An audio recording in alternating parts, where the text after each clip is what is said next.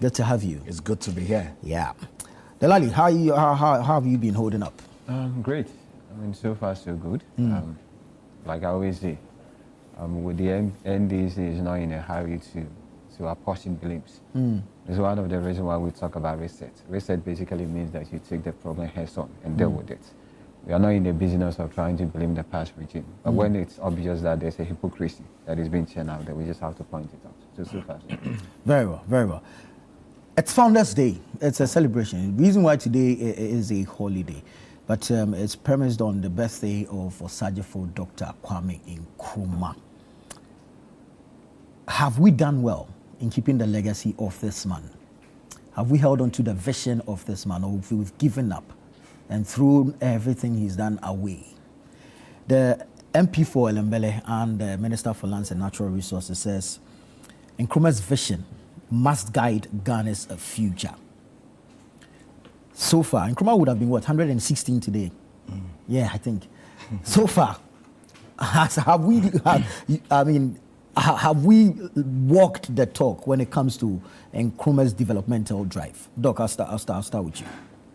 Nana, very good morning to you, and very good morning to the Lali and to the viewing public. I have a little concern around how we conceptualize the thoughts of a Founders Day. The reason is that Ghana pre-existed, obviously, Gold Coast before Dr. Kwame Nkrumah. Right. I would have ordinarily thought that it would have been good to either decide as a nation that we are celebrating the first president of Ghana. And not the founder. And not the founder. Because we don't have a founder. I mean, in the truest sense of it. Because we are aware that there was a struggle for independence. And it took people from the east, the west, the south, and the north to come together for us to be able to have the independence that we have. And also, when you have an independence, you go through an election, which was the election of 1957. And CPP won that election. And so Dr. Kwame Nkrumah became the first president after independence. And so I would have wished that going forward, we rethink the day and rename it to be the first president of Ghana's Day celebration, rather than a Founders Day. Quite a mouthful. But also to state that Dr. Kwame Nkrumah's dream is not just a dream that everyone must follow. I believe that the blueprint of Ghana had clearly been laid out. If you look at some of the historical antecedents, you can clearly see that the blueprints of Ghana has been followed. It is very difficult for me to say that successive governments from 1957 till date are living out the dream of Dr. Kwame Nkrumah. Because I feel that the Ghanaism that we all have should be what must drive our development and not necessarily the ideals and ethos of Dr. Kwame Nkrumah as an individual. If you follow my conversation. I do. And so in that regard, we need to be able to appreciate ourselves for the journeys that we have had. We've gone through a first republic, which was in 1961, and then gone through a second republic, went through a military regime. We've had our struggles, went through a third republic, and now we are in a fourth republic. We must weigh the successes of each republic in the midst of the global politics and pat ourselves at the back that Ghana has been able to survive over the years. And our survival has clearly been premised on the foundations that has been laid by the colonial fathers and the people that fought for our independence. We are glad that over the years, this democracy has been extremely stable. However, there are some antecedents that we have not been able to deal with as a people. And I call those antecedents the soft spots of power, where people are not able to deal head on with corruption. Because you hear the conversations around corruption being an age-old issue. But corruption cannot continue to be an age-old issue in 2025 when you clearly see that it hinders and retards growth. We have also seen how we have been blessed with a lot of minerals resources. The reason why Ghana was called or is called the Gold Coast was clearly because when the colonial masters came, gold was everywhere. And gold is still everywhere. How well have we managed these resources that God has indebtedly blessed us with? We also have lithium in this country. We have uranium and a lot of minerals that you can be able to find and appreciate that. I would want to see a country post-1957 that we are using and harnessing all the pillars of society to cause change and to cause growth.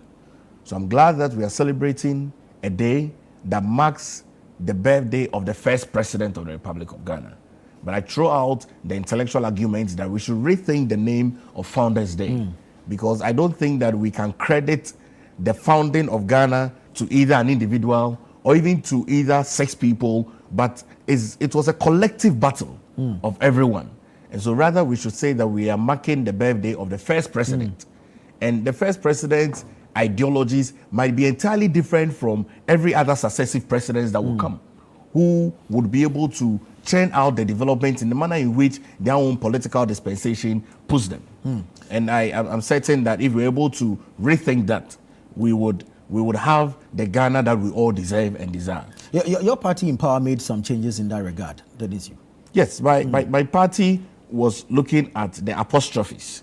So either the apostrophe before the S or the apostrophe after the S, which is why our political party looked at Founders Day. And so they collectively emboldened the 6 people that led the independence struggle, which is why there are various schools of thoughts. People would even bring out thoughts about the fact that there were some women as well that helped with the struggle of independence. But clearly, we have been able to identify a few people that we feel that they are the founders. But I still rethink about it, that we need to be able to relook at it, that these are not just the founders of Ghana, but these are people that fought for the independence of Ghana through the process of that, because Ghana pre-existed all of them. And it's a bit difficult for me to sit here with a lot of the things that I'm learning to equate the founding of Ghana as we know it, okay, to an individual or to a group of 6 people. But I would say that's why I said it was a struggle of everyone, from the east, from the west, from the north, from the south. It was the voices of the people that led these 6 people to be able to lead the independence struggle, and this is where we are. Very well. Delali, let me pick your thoughts on this. First, on Palgrave's submission regarding if like extending the credits of the establishment of Ghana beyond the 6, and then of course we'll deal with Nkrumah's vision for the growth and development of Ghana. Yeah, good morning and good morning to your cherished viewers. I believe that over the years there have been several attempts to arbitrate the role Dr. Kwame Nkrumah played as far as Ghana's independence is concerned, especially coming from the UP tradition. Several articles were written, several commentaries were made. I've heard instances, someone like Professor Michael Quay have tried everything possible to undermine or downplay the role Dr. Kwame Nkrumah played as far as Ghana independence is concerned. But I always say that just to settle the score, there's a letter that was written by J.B. Dankwa. I believe one of the reasons why the NPP continued to make the argument that Nkrumah should not be made the founder of this country is because of the J.B. Dankwa argument that they continue to advance. And this letter was written by Dr. J.B. Dankwa, October 10, 1951. It was addressed to J.A. Obdam, Esquire, in London. And this is the title, Nkrumah and Tricks. I read an excerpt of the letter for you to appreciate whether indeed Dr. J.B. Dankwa was really in for Ghana attainments of an independence. Let me read. In quotes, that man Kwame Nkrumah, who is the leader of government business, has started his tricks again. This time, he who is the government is inviting all the political leaders and chiefs to join him to send an ultimatum to His Majesty, government of the United Kingdom, for self-government now. and if rejected, to declare positive action strike and boycott. That's what he said. And there's also an aspect of the letter that says this.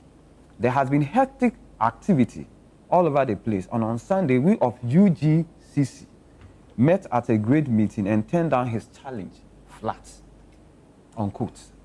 This is a letter written by Dr. J.B. Dankwa to J.A. Obdam in his opposition to Ghana attainment of independence that was led by Dr. Kwame Nkrumah. So, for anybody to make the argument that indeed J.B. Dankwa played an instrumental role when it comes to Ghana attainment of independence, this particular document, letter written by Dr. J.B. Dankwa, in itself, make mockery of that particular assertion. You see, I'll continue to talk about the fact that Dr. Kwame Nkrumah is not only a founder of Ghana, even within the sub-region. Globally, he's a man who was touted as African Man of the Millennium. And not on the basis of his profound statement, basis on the visible and verifiable achievement of Dr. Kwame Nkrumah. Achievement that within our grown generation yet to be born. They are so visible.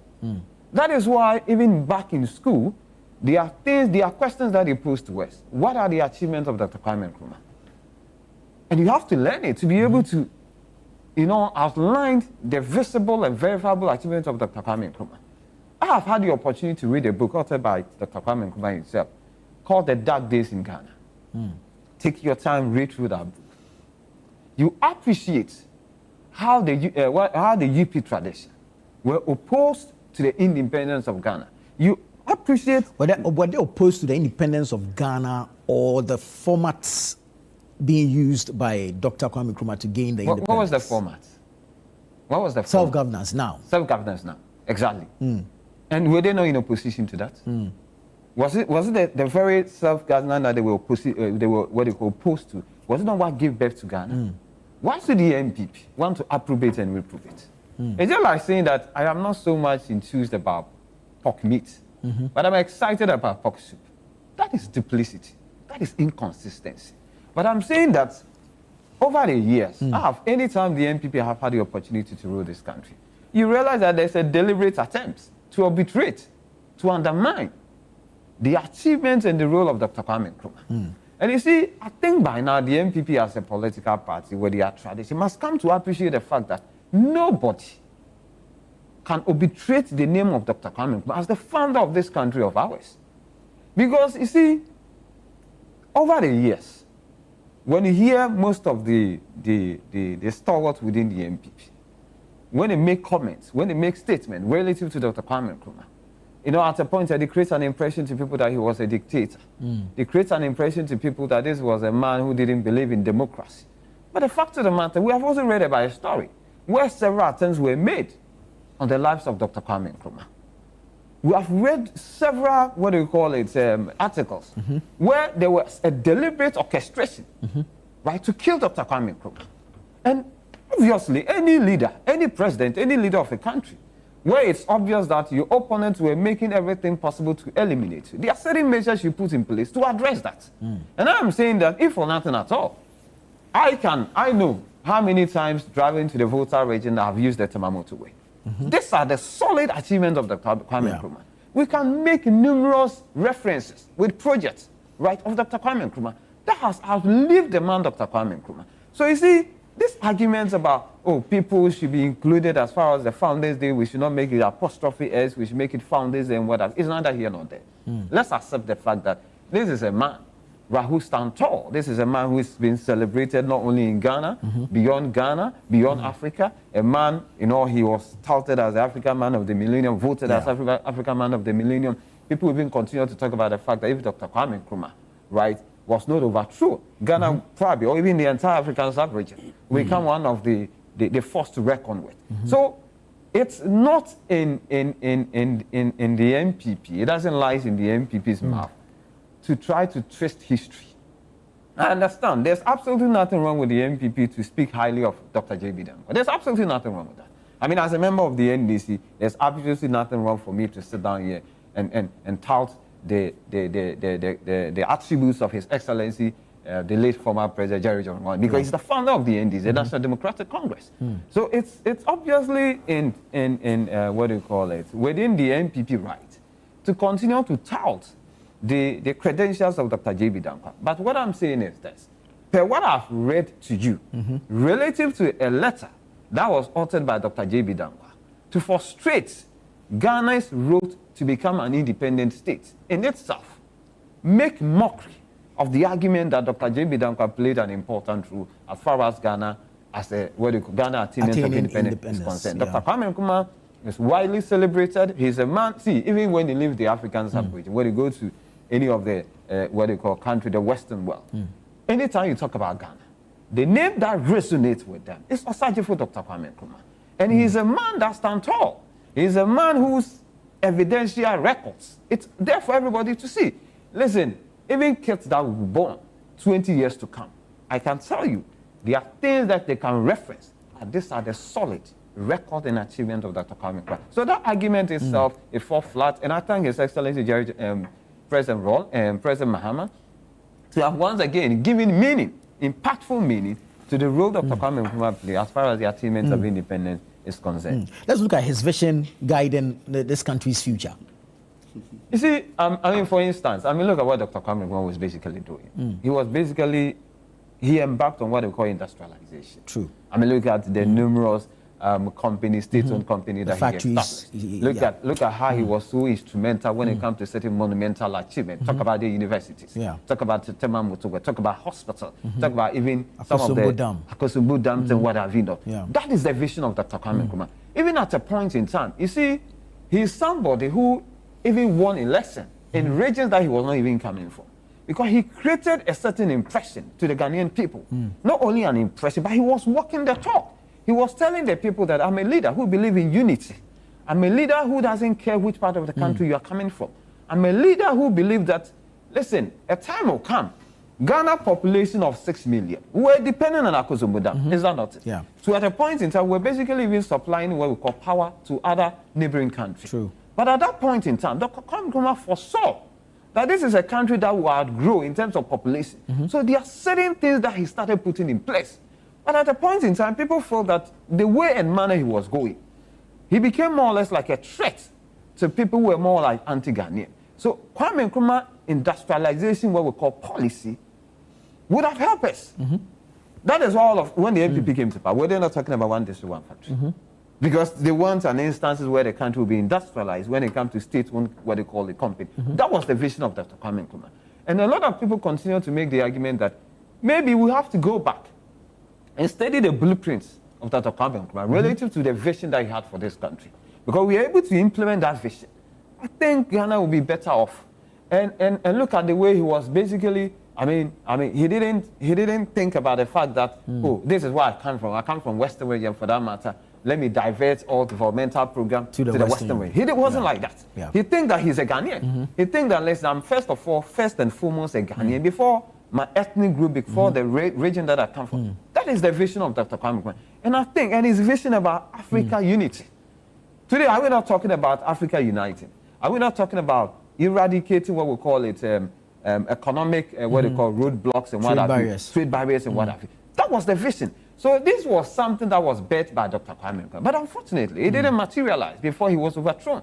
But today, we see the relevance and the reasoning in that particular vision. And it's incumbent on us, as this current dispensation, to embrace that vision, right, of Dr. Kwame Nkrumah, even within the entire sub-region, so that at the end of the day, Africa will be able to realize its full potential. In dealing with that, we must go back, tap into the vision of Dr. Kwame Nkrumah, replicate it in Ghana, and make sure that this same thing is being embraced within the sub-region. And trust me, Africa will become a reckon with.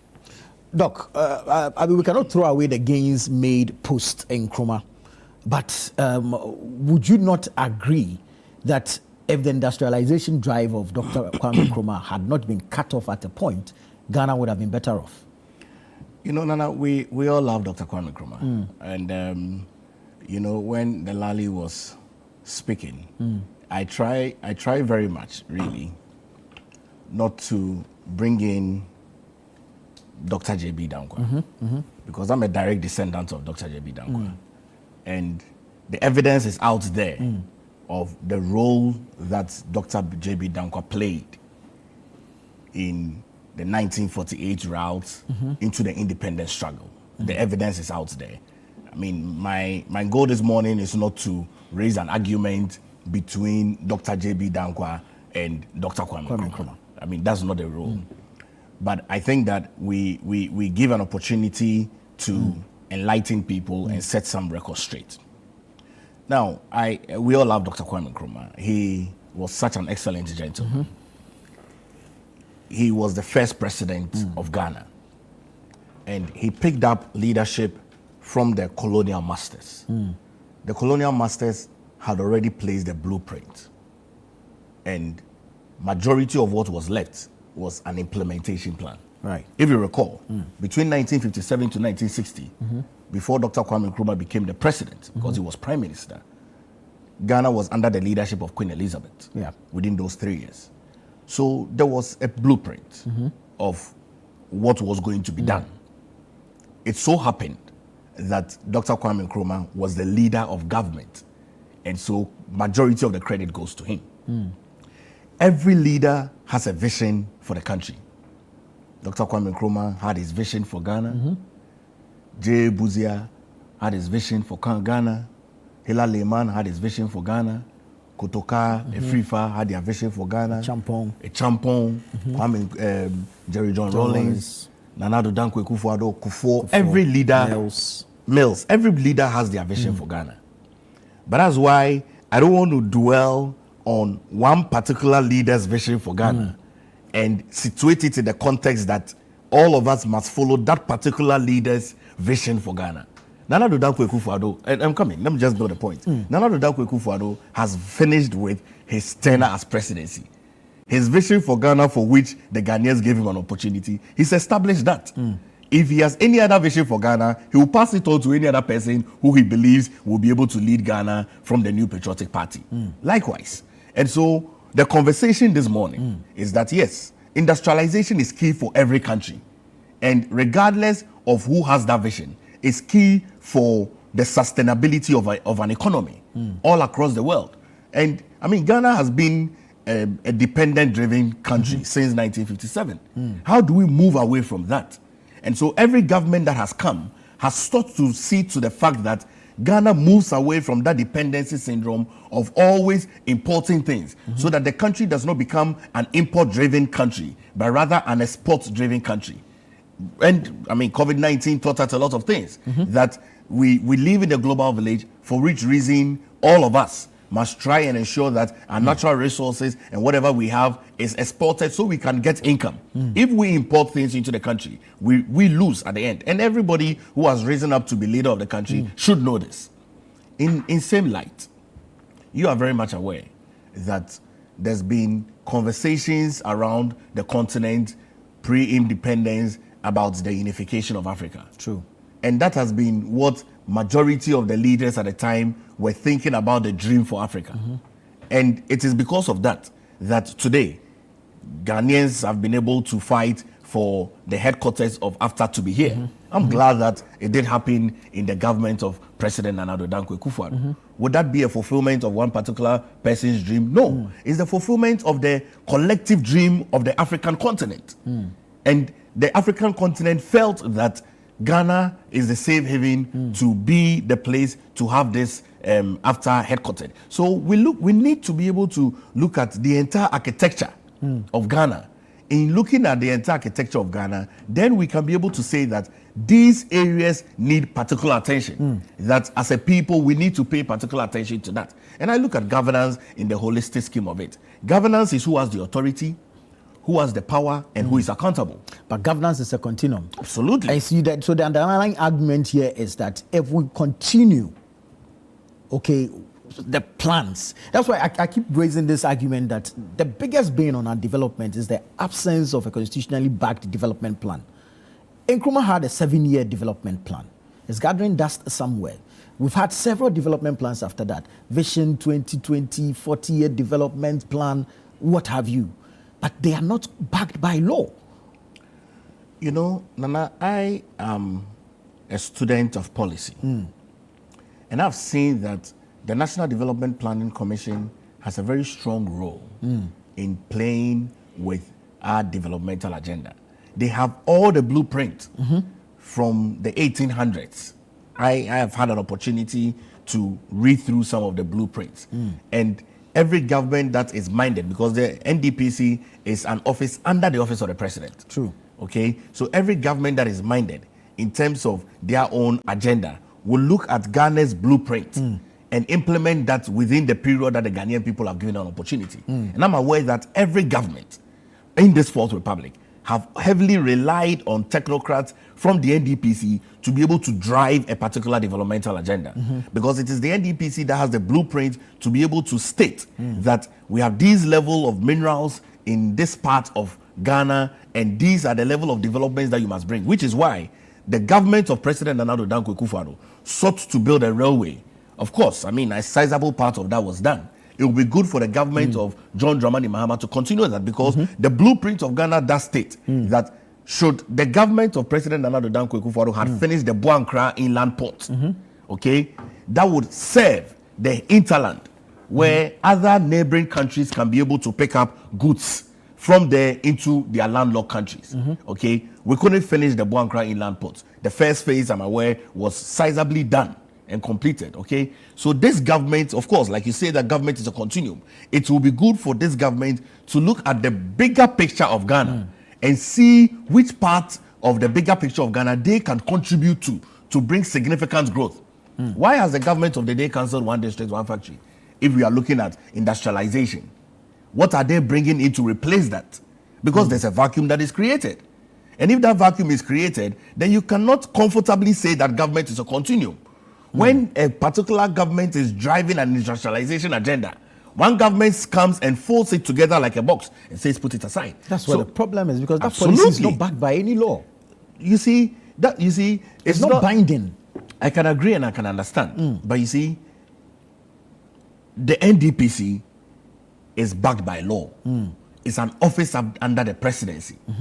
The NDPC must advise the sitting government that some policies go beyond political colorization. It's become a civic responsibility, like the free senior high school, like Agenda 111.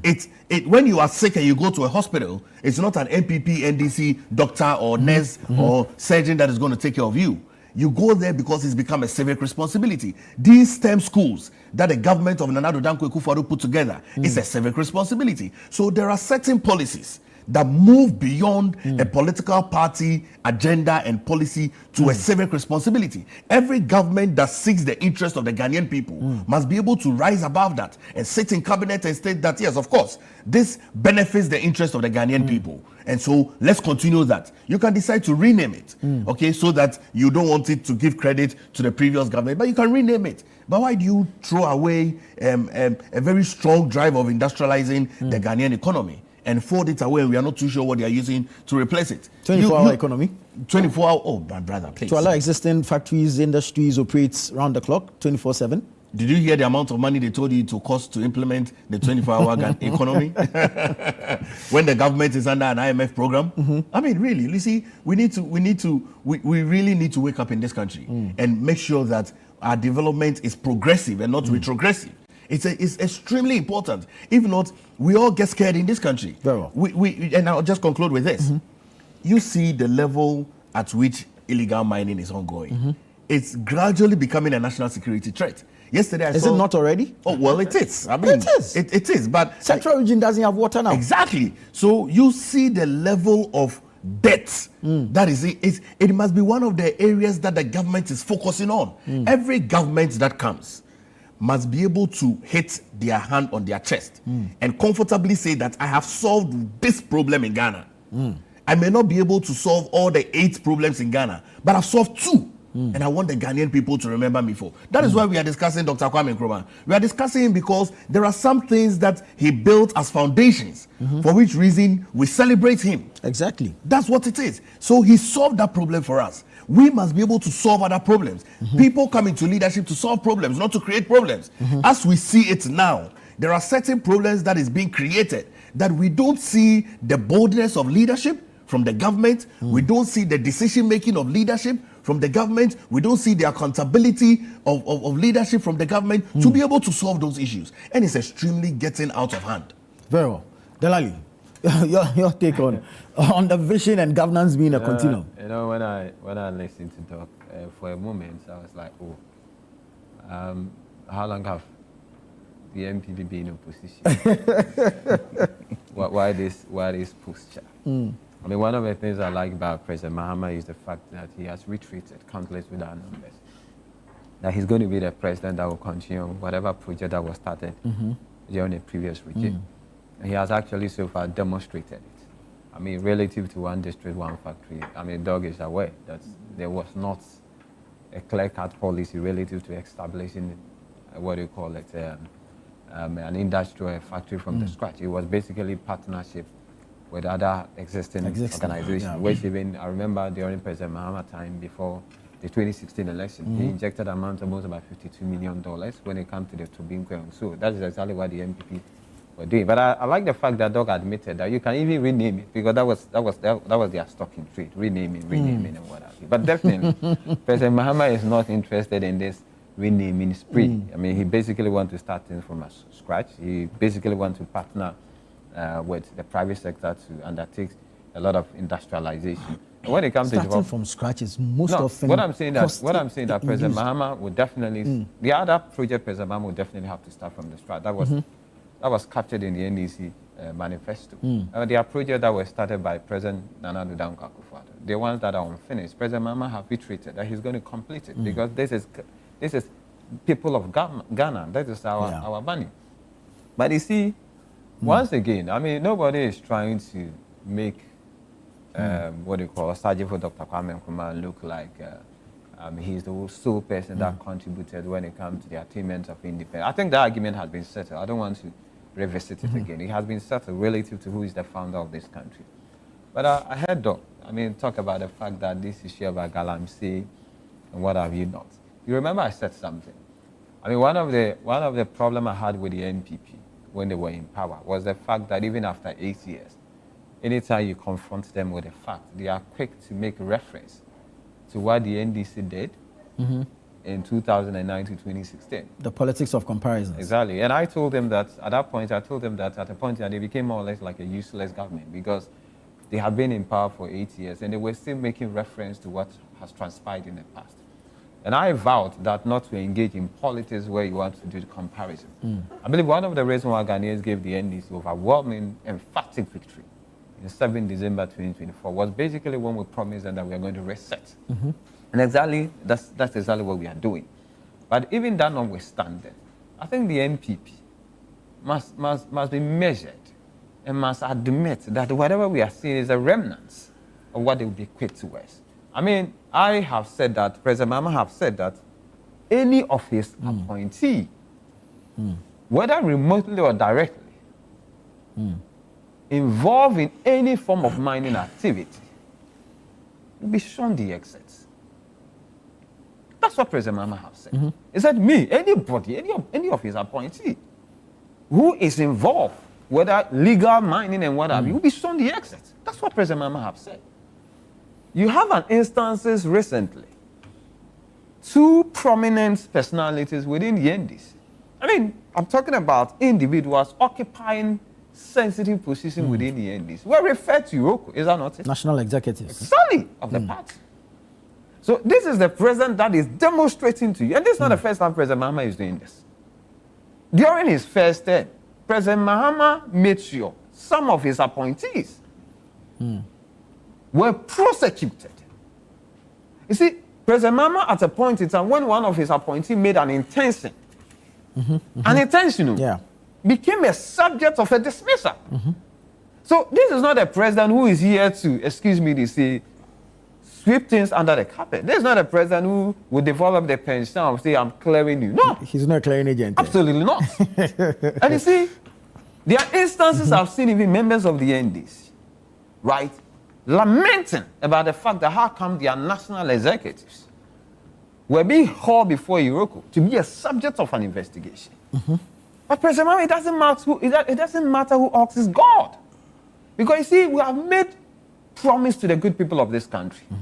And I have said that we are not there yet. I mean, certainly, looking at some of the pictures and some of the videos that I'm seeing, it's certainly not something I'm pleased with. But I'm saying that, there are also gains that have been made. And I could give you a classical example. For instance, when you take something like, River Densu, I'm talking about a data that is coming from Water Resource Commission. Okay. When you take something like River Densu at Mangwase, right? When you look at July 2024, it talks about the turbidity of water, or NTU. It was 256. In July 2025, it dropped to 44. When you pick something like River Densu in Sawom, in July 2024, it was 59. In July 2025, it was 19.1. If you pick something like River Ankobra in Dominase, in July 2024, it was 3,720. I'm talking about the turbidity level, or NTU. And when you take July 2025, it has redropped to 2,920. What I'm just saying is, these are gains that have been made. But certainly, as a member of the NDC, Kwanyako Headworks has been absolutely, I agree with you. Absolutely, I agree with you. But you see, let's look at the measures that the government is embarking upon. Look at what even happened this week, relative to what happened in the western part of the country. Where this time, what we are saying is this: we're going to deploy permanent military presence. Because you see, when you go there and make it look like it's just a one day of an event, you deploy military personnel there. They ransack the place, they invade the place, the people run away. The next time, when the military people leave, they come back. So what the government is doing this time around is to deploy permanent military presence to deal with this Galamsey Kanka, to deal with these Galamsey issues. And you see, how sure are we that these officers will not be compromised? That's why I'm saying that, you see, a clear warning. You see, sometimes the extent of how committed a president or a leader is come from certain posture of that leadership. For instance, I doubt President Mahama, when the sector minister, imagine Honorable Kofi Amabua, right, is talking about the fact that maybe a regional chairman of the NDC is engaging in an activity that is illegal. An activity have the tendency to destroy our water bodies. I doubt President Mahama will come and quickly clear that particular regional chairman of the NDC, like we witnessed in the past, where the Land and Natural Resources Minister, Honorable Samuel Abujinapo, made a categorical statement that whatever activities Chairman Muntumi was engaged in was illegal.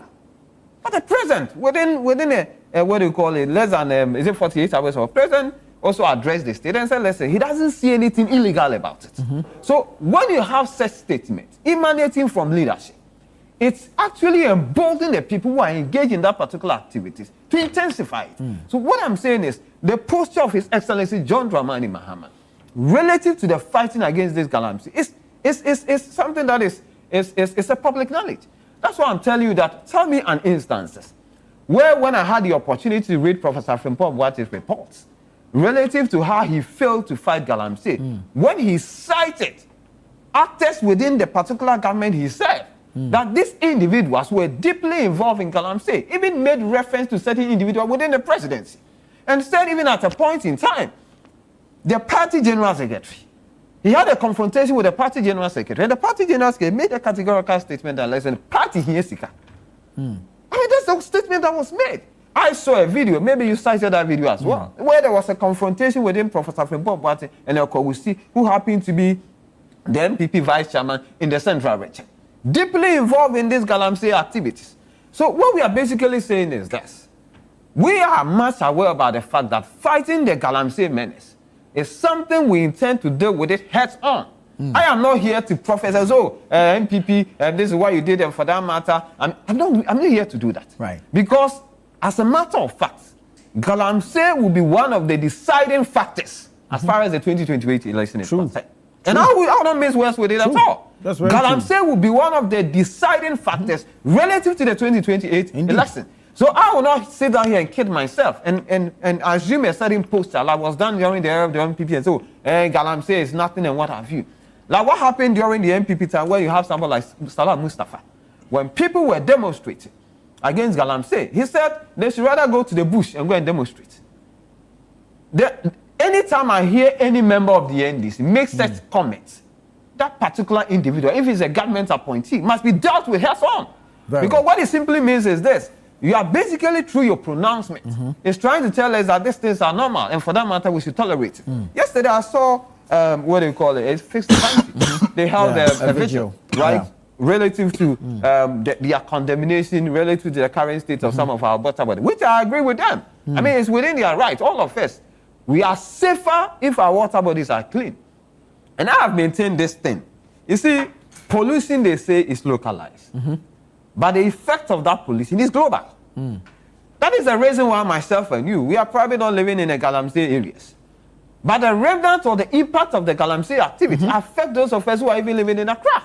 Indeed. Is that not it? Yeah. There are people who have been given birth to with defects because of the presence of mercury and lead and what have you. A recent report says toxic levels of lead found in fish, vegetables across Ghana's mining areas. Absolutely. So now our fish Exactly. are vegetables. Exactly. So I will not sit down here and make look like these Galamsey issues is the usual issues. And I have so much confidence in His Excellency President Mahama and the Sector Minister, Honorable Kofi Amabua, relative to how we intend to fight against Galamsey. I've listened to my boss, the CEO of the Gold Board, Lawyer Sami Jemfi, and how passionate he is when it comes to fighting against Galamsey. And in fact, I think there was a point in time, Lawyer Sami Jemfi met even the National Communication Team. And this is what he told us. He said, any of you dare get yourself involved in any activity relative to Galamsey, I personally will make sure you are dealt with according to the law. Fair. So you see, such admonishment to the National Communication Team of the NDs by the Lawyer Sami Jemfi, to all of us, that those of you coming from the Galamsey enclave who are contemplating or thinking of engaging yourself in Galamsey activities, I personally will make sure you are being dealt with according to the dictates of the law. And this kind of pronouncement coming from leadership tells you that President Mahama is not ready to countenance any Galamsey activity coming from any of his appointees or any executive member of the NDC. Very well. Let me take a message. The show is interactive. You can also join us via our WhatsApp number. Send your messages in. We'll do our best to read them. This one says, in as much as we all acknowledge the crucial role Dr. Nkrumah played in gaining the independence for the country, we're also concerned about how he used our limited nation's resource to help his friends in other countries. If Ghana's population could reverse to about 6 million today, things could have also been better than it is now. This is from Sir Joe Baba from Bolgatanga. Keep your messages coming in. Let us know what your thoughts, your comments and contributions are. But let's move to a matter of the judiciary, and in reference to the removal of the Chief Justice Gertrude Araba Isaba Saki Tokonu. She's in court challenging her removal as a Supreme Court judge. She contends that the process for removing a judge of the Superior Court of Ghana was sidestepped, although she's going through the process for the removal of a Chief Justice of Ghana. Now, the suggestion, if you like, that has come from one of our legal luminaries, if I can call him that, a former director of the Ghana School of Law, Ansar Sari, is that government could retire her as a Supreme Court judge so that at least she can get her entitlements for being a Supreme Court judge. I don't know what your thoughts are on this. So, Nana, I agree with Asasari on this matter. You are aware that there are administrative roles. There's nowhere in this country where you can become a Chief Justice without being a lawyer. True. And so if you have removed her as the Chief Justice, she still remains on the Supreme Court. And you must be able to find a very matured way of ensuring that the dichotomy is clear. If you're able to do that, then you can even, for fairness of the democracy and the health of the judiciary, you can even decide to let her remain on the Supreme Court. You can let her be part of it. Then we can see the maturity of the judiciary system. Because you have administratively removed her, you don't want her to be your number 3 in terms of number 1 at the judiciary. But she's risen through the ranks. She's worked. So she can still sit as part of the numbers on any matter. But if you want to also retire her, you must retire her honorably. But to do both is almost injustice to the process and the career path. We are aware that there are certain positions in this country that ideally should not be politicized. True. But we're also aware that the presidency and the president wields a lot of constitutional powers to appoint. And so the president would appoint the chief of staff, he would appoint the IGP, he would appoint the comptroller general, he would appoint, and on and on and on and on. The police, the immigration, the prisons, the fire service, the president would appoint all of that. Yeah. It is in that light that often these positions are given to people that are almost at their retiring age. Because when a government comes, like what has happened now, the former IGP, Dampare, hasn't reached the age of retirement. But because the government has removed him, he's also retired, or almost automatically. Right. But his service is needed for this country. And I don't know how much and how well President John Dramani Mahama is relying on the former IGP, Dampare, in ensuring that the peace and serenity that we have internally is needed and done well. And I don't even know how much the current IGP, Yohonu, you remember he was almost like a deputy IG. Yeah. So I don't know how much he's also relying on his former boss, Dampare, in dealing with a lot of the issues that we have in Ghana now. And so we must make a conscious effort as a people that we decide not to overly politicize certain roles and professions, because we do that at our own detriment, which is why Ansar Sari is suggesting that removing the Chief Justice through the processes you've done well, or you followed the law, but removing her from as one of the judges of the Superior Court is what you must make sure that you go through the due processes and make her retire so she can have all her emoluments. I mean, if she's been a lawyer for 20 years, 30 years, you don't want her hard-earned work and reputation to go down the drain because you are aware that they return on their salary. So if you don't go through the processes, how are you going to ensure that you pay her on a regular basis till her maker calls her? So, I mean, I think that those processes must be followed. And I hope that the NDC government led by John Dramani Mahama would akin to it.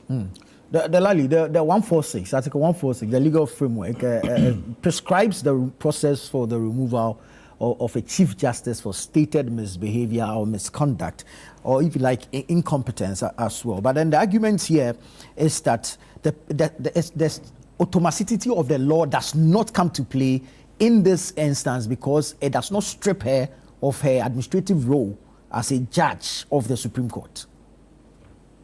Well, first of all, I mean, this is the first time I'm actually commenting on this issue.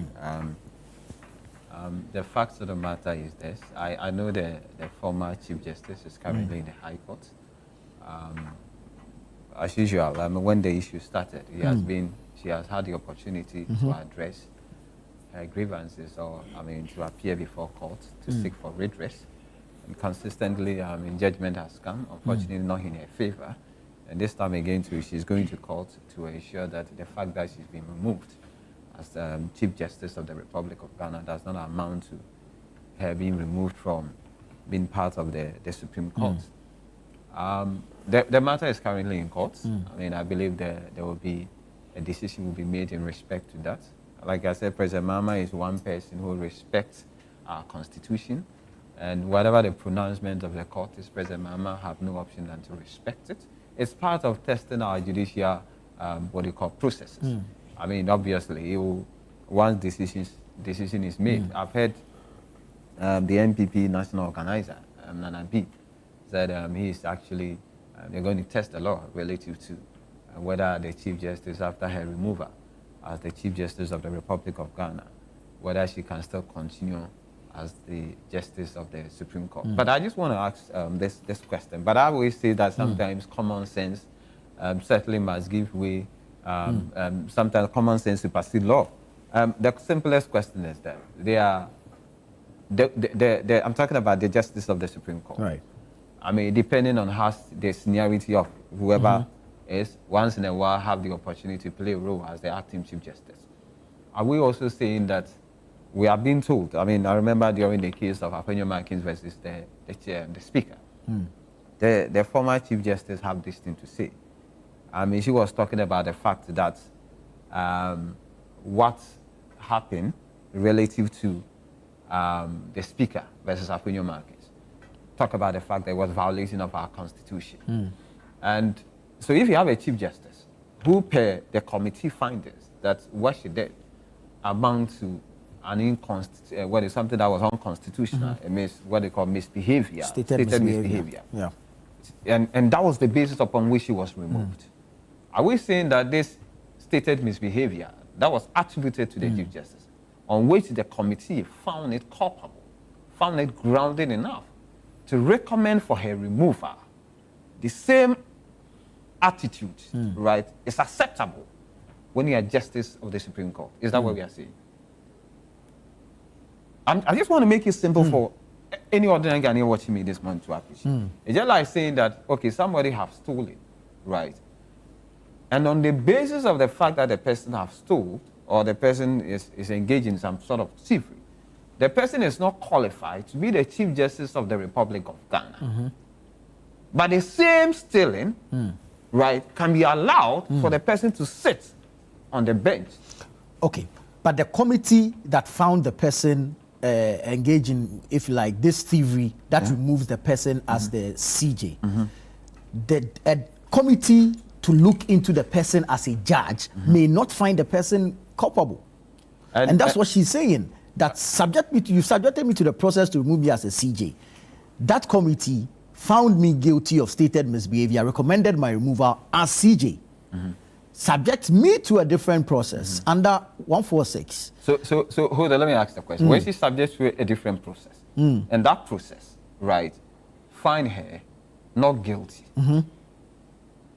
what happens? Then that's where we're testing the law. Exactly, that's what I'm saying, that I don't have a problem. That's what I'm saying. That's where we're testing the law. So that's what I'm saying, that I don't have a problem. You know, I mean, because mind you, she believes she was not fairly treated by this committee. Oh, come on. I mean, you see, I've always said instances. What you hear people basically who are speaking and defending the former Chief Justice do, basically is engage in what I call emotional arguments. If you ask them specific questions, point to words, which aspects of the Constitution Article 146, right, that was not adhered to or that was breached, they can't tell you. They can't. Okay, what did President Mahama do? That is wrong. That listen, a petition has been sent to the president, right? Per the creation of the Constitution, the president is supposed to send a said petition to what we call it, the Council of State. Is that not it? Yeah. Well, the Council of State are supposed to determine that indeed whether there's a merit in the said petition. Is that not it? When there's a merit in the said petition, they refer it back to the president. Once they said there's a merit, it's binding to the president. Is that not it? True. You know that? Yeah. Once the Council of State says, President Mahama, we have gone through the petition. We have been able to establish that indeed there's a validity in the said petition. The President Mahama is binded by it. He has to act upon it. Then the Constitution allowed the President Mahama to establish a committee. Is that not it? Did he not establish a committee? He did. And the committee establishment was also a creation of the Constitution. Is that not it? And the committee sat down. Unlike Charlotte said, see, if today, ask Dog is here, ask Dog. Who were the petitioners in Charlotte case? Dog cannot tell you. I'm telling you, Dog is here. Ask Dog. Who were the petitioners when it comes to Charlotte say? Dog is here. Let Dog tell me. Dog cannot tell you. But you know the petitioners in the CJ matter. No, exactly. Yeah. If you have had the opportunity to read the details of the said petition. If you see, to the extent that when it comes to Charlotte say, the anonymous petitioners, right? When some of them even refused to sign the petition, they were even invited to the president to come and sign the said petition. So you see, I keep on telling them that, listen, President Mahama is not somebody who is in business to be more or less like persecute people. He said, listen, a petition has been made relative to the Chief Justice. People believe that the Chief Justice former Chief Justice has misconducted herself. They wrote a petition to the president. The president said, listen, I mean, mind you, the president is surrounded by legal luminary, the former Attorney General who is currently the legal advisor to the President of the Republic of Ghana, said, President Mahama, okay, this is the petition. We'll send you to the Council of State. They said, okay, fine, there's a merit in the said petition. They said, okay, fine, it means the President Mahama must set up a committee. He has set up a committee. The committee, used a lot of weeks, months to work. The Chief Justice was served with, a copy of the petition. She responded to it, leaked, some of the response to the media. We have all had the opportunity to glance through it. But the fact of the matter, when he asked my colleagues from the MPP, and those who are strongly defending the format, point to us any aspect of the Constitution that was breached by President Mahama. They can't point it out to you. All what they are saying is there are moral issues, there are these issues, there are moral issues. They will say there's the spirit. The spirit. And then there's and the what letter does the spirit say? of the law. And what does the letter say? Oh, I wish. So I wish. they married the law to morals. You see, sometimes I ask myself, wow. So my colleagues from the NPP knew of all this. And yet, the very person who petitioned against the rumor house, we don't know the person to date. Very well. To the extent that people who have sent petition, when you send a petition and you refuse to sign it, it renders it invalid. Yet the president, because of their desperation to remove Charlotte, they invited a set anonymous petition to come and sign it. And today, our friends from the MPP cannot even appreciate the fact that President Mahama subject this process through every stage as far as dictated by the Constitution. So for me, I am happy the former Chief Justice of the Republic of Ghana is once again have come to the court to test the law. In fact, it helps, legal students, all of us to appreciate that indeed once upon a time, a Chief Justice was removed. And that Chief Justice was removed. She went to court to make a strong case whether indeed being removed as a Chief Justice of the Republic of Ghana automatically as this. Once the law, when the case is decided, it will become one of the cases that we have to rely on going forward. If you call for an amendment of our Constitution, why not? We should go ahead and do it. Very well. But the Chief Justice, obviously should go to court. Very and well. I need to take a break here. I've seen your messages. Keep them coming in. I'll go for a quick break. When I come back, I read your messages and then we continue the conversation. Stay with us. This is Breakfast Daily here on Channel One TV.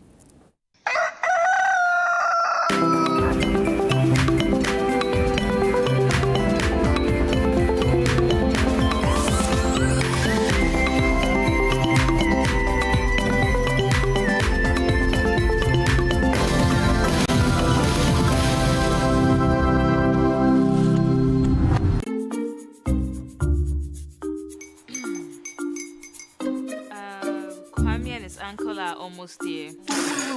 Wait a minute. This one too, your friend Kwame. Wait, Kwame. As in the same Kwame again? Yes, Mommy. The second coming. Into all this tension just to reintroduce that broke boy from Kaswa. Why would you deceive the family like this again? Now I understand the whole delay. Troll from Kaswa dear. Why wouldn't he be late? Or being late, of course.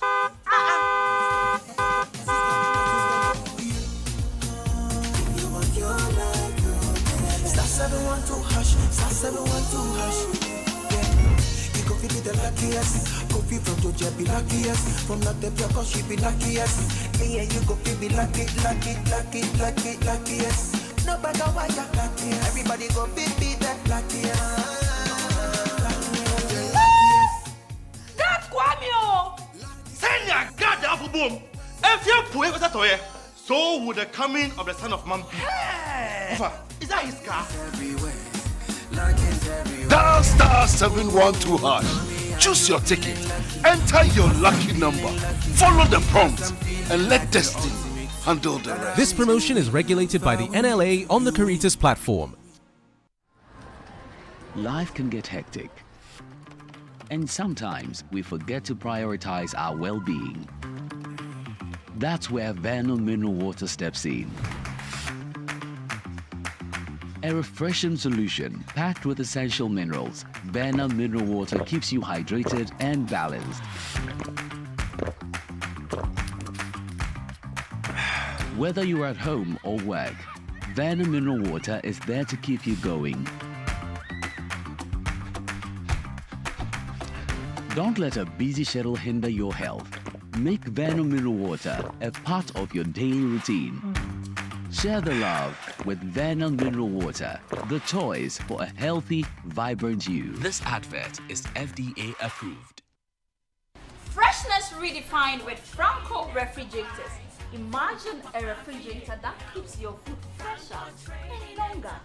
Enjoy advanced features like the multi-air flow technology for optimal cooling, the smart humidity control for moisture levels, the fast freeze function for rapid cooling, and the energy efficient control for reduced power consumption. We have the double-decker freezers in different types. We also have the chest freezers in different types. We have the tabletop freezers.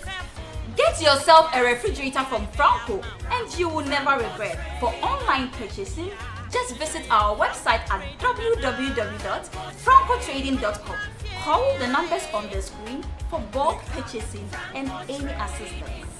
Franco Refrigerators, freshness redefined. Hey, the stage is set. Ghana, are you ready? From the 23rd to 28th September, the National Theatre comes alive again with the Ghana Theatre Festival 2025 under the theme showcasing the rich diversity of Ghanaian culture through the performing arts. Kicking off in grand style on Tuesday, September 23rd is an opening ceremony. The week-long festival will feature performances from the resident companies of the National Theatre, School of Performing Arts, University of Ghana, and various senior high schools. Be part of a symposium to discuss the impact of taxation on the fortunes of the arts industry. Let us enjoy the captivating Ginyard People by Efo Kojo Maugbe. And oh yes, the hilarious Run for Your Wife by Image Bureau and April Communications on Saturday and Sunday respectively. There will be loads of networking opportunities, 6 days of drama, dance, music, master classes, and many more. Dial *714*39#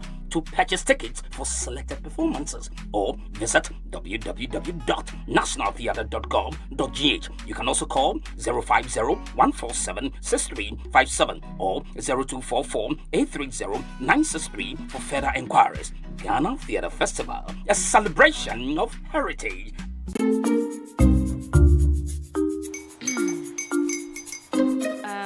Kwame and his uncle are almost here. Wait a minute. This one too, your friend Kwame. Wait, Kwame. As in the same Kwame again? Yes, mommy. I'm the second coming. Into all this tension just to reintroduce that broke boy from Kaswa. Why would you deceive the family like this again? Now I understand the whole delay. Trotro from Kaswa. Why wouldn't he be late? Or be late, of course.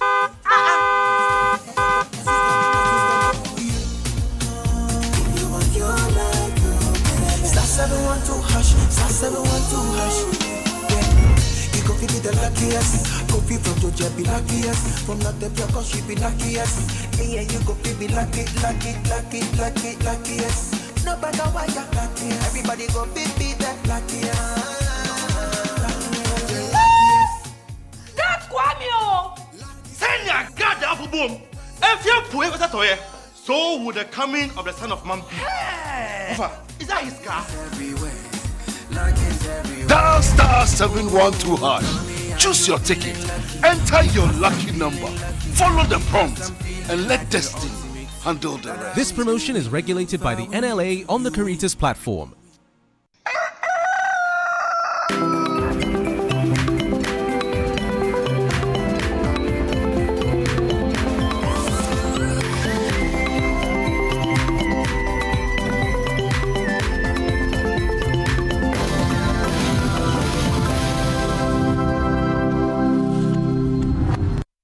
Yeah, welcome back. This is Breakfast Daily here on Channel 1 Television. We're having the news review segment. I'll go through a few of your messages and then we can continue the conversations. Mahama indeed failed us since he did not solve Galamsey within the shortest possible time as they promised, but rather is worse. And the NDC member on the show, what's this? Okay, I'm not clear what exactly it is you're trying to say. Maybe you can resend your message. Rex from Ashoman says, it baffles me the logic of the NPP and the sacked CJ that she has the right by law to still be on the bench. When Loretta Lamte was removed as the Shraj commissioner, was she entitled to remain with Shraj and receive her retirement benefits? Is it not the same Article 146 in play? When it is against them, they cry like babies and try by all means to circumvent the law. But when it is against their opponents, they laugh and even taunt. The law is still the law. Good morning, Nana, and everyone there in the studio. Nana, I am sad this morning listening to Delali. I mean, is he still in a campaign mode? Someone tell the young man they are in government, and if they must deal with Galamsey, they should start with their own campaign messages. Thus, and he continues to list: 1. Repeal of the LI 2462. 2. Declare a state of emergency. 3. Arresting Galamsey kingpins. Those things, at least, they made noise about. What is stopping them? Has he heard of our winged sitting MP Galamsey tax? What has the NDC government done about it? They should spare us with their unfounded stories from one of their many tanks and work for the good of Ghana. Obiba from Cape Coast sent that one in. Hi, my name is Sir Bio from Odumase Krobo. There is no way President Mahama can fight Galamsey. It is getting out of hand. No safe and potable water in Central Region, no jobs for the youth, and high rate of indiscipline in senior schools, or senior high schools, you say. Good morning. My name is Felix Asante from Kede. Tell the NDC communicator that we are tired of the rhetoric on the fights against Galamsey. They told us they can stop Galamsey in 2 weeks. What has changed? This one says, the president and his cohort in opposition stated categorically that when he comes to power, he will remove the CJ. Hey, I'm not sure about this. Why are we wasting our time discussing a matter that has been carefully crafted like the murder of... Okay. All right. Thank you for your messages. Keep them coming in. We'll do our best to read them. But let's move to quite a worrying issue, and I'm sure, Doc, you'll be much interested in this matter. The issue in Kokrentumi, the youth burning the police station, vandalizing police property, vehicles and all. I mean, it's on the back of a suspect who was in custody passing away. And so there's the issue of suspects dying in police custody. Then there's the issue of violence from youth who protest such deaths and want to take the law into their own hands. How do we tackle this issue? Currently, as we speak, the police have closed down the station and withdrawn their men. This could lead to a lot of insecurity in the area. So how do we deal with these issues and not, if like, escalate it further? Nana, I keep telling you that we are in a very serious state as a country. Ibuaka North constituency is my constituency. Okay. And I dare say that the stories that I have received from the constituents does not marry with the stories that have been made public. Really? Yes. Let me send my immediate condolences to Bright Kenna, who lost his life. I know Bright Kenna very well. Oh, you do? I do. It's my constituency. And he's died at the mercy of a mishandling of security personnel. He's died leaving 2 children. One is 3 years old, one is 1 year, 5 months old. And I keep drumming the conversation that we are not in a good state as a country. These are the news that I have received from the grounds. That the police had a raid. And you know, my constituency has different types of young people who push different kinds of things in terms of substance. And I received news from the grounds, if it is true, that the police had a raid. And in that raid, picked up Bright Kenna and beat him. Beat him to the extent that when they got to the Kokrentumi police station, one police person kicked him and he fell down and used his head to hit the floor. One news. The second news I have heard is that someone stole a television and went to sell it to Bright Kenna. And the police went to his home wanting to pick him up. And there were exchanges. Now, you see, when I sleep, I cannot sleep. I cannot sleep because I keep telling you, and on this platform, that I can't understand why John Dramani Mahama has not appointed a Minister for Defense designate. It's troubling. You know, if you look at Kokrentumi very well, we have a 1st Infantry Battalion. That is about 40 people, not too far away, that were not deployed at the scene when these issues were happening. There is also a Southern Command that is about 35.2 kilometers away from Kokrentumi that were not deployed. If you look at these alarming issues that are happening now in this country, I know the police is going to investigate this matter, but I would want to ask very clearly that the police is fair in their investigations, because the news on the ground does not reflect what has been made public. And we cannot live in a country where truth is not said as it is. Someone is protecting someone for unlawfully killing an individual. I mean, yes, nobody says that it is lawful to be pushing we. But, Nana, we is 5 Ghana cedis. That's the price of we. It's 5 Ghana cedis. Doc, you know the price of we? Of course I do. Of course. Yes, it's 5 Ghana cedis. I know the price of we. I know all the bad things that happen in this country. Dog is a security expert. Indeed. You see, I know the price of we.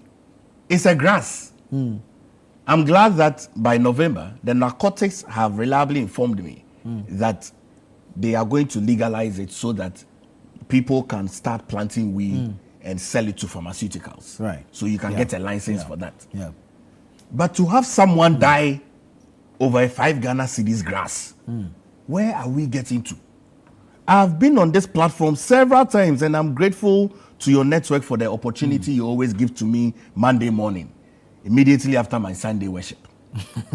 And I have stated considerably that from the 15th of January, right up to yesterday, there's been pockets of clashes everywhere. Do you know that these pockets of clashes will not end because the solutions have not been meted out? And I'll state it again.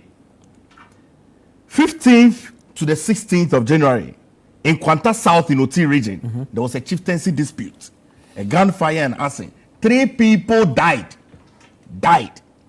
On the 28th of February, there was another chieftaincy and communal attack, and victims were burned. 3 people died. That was in Nanik in Northeast.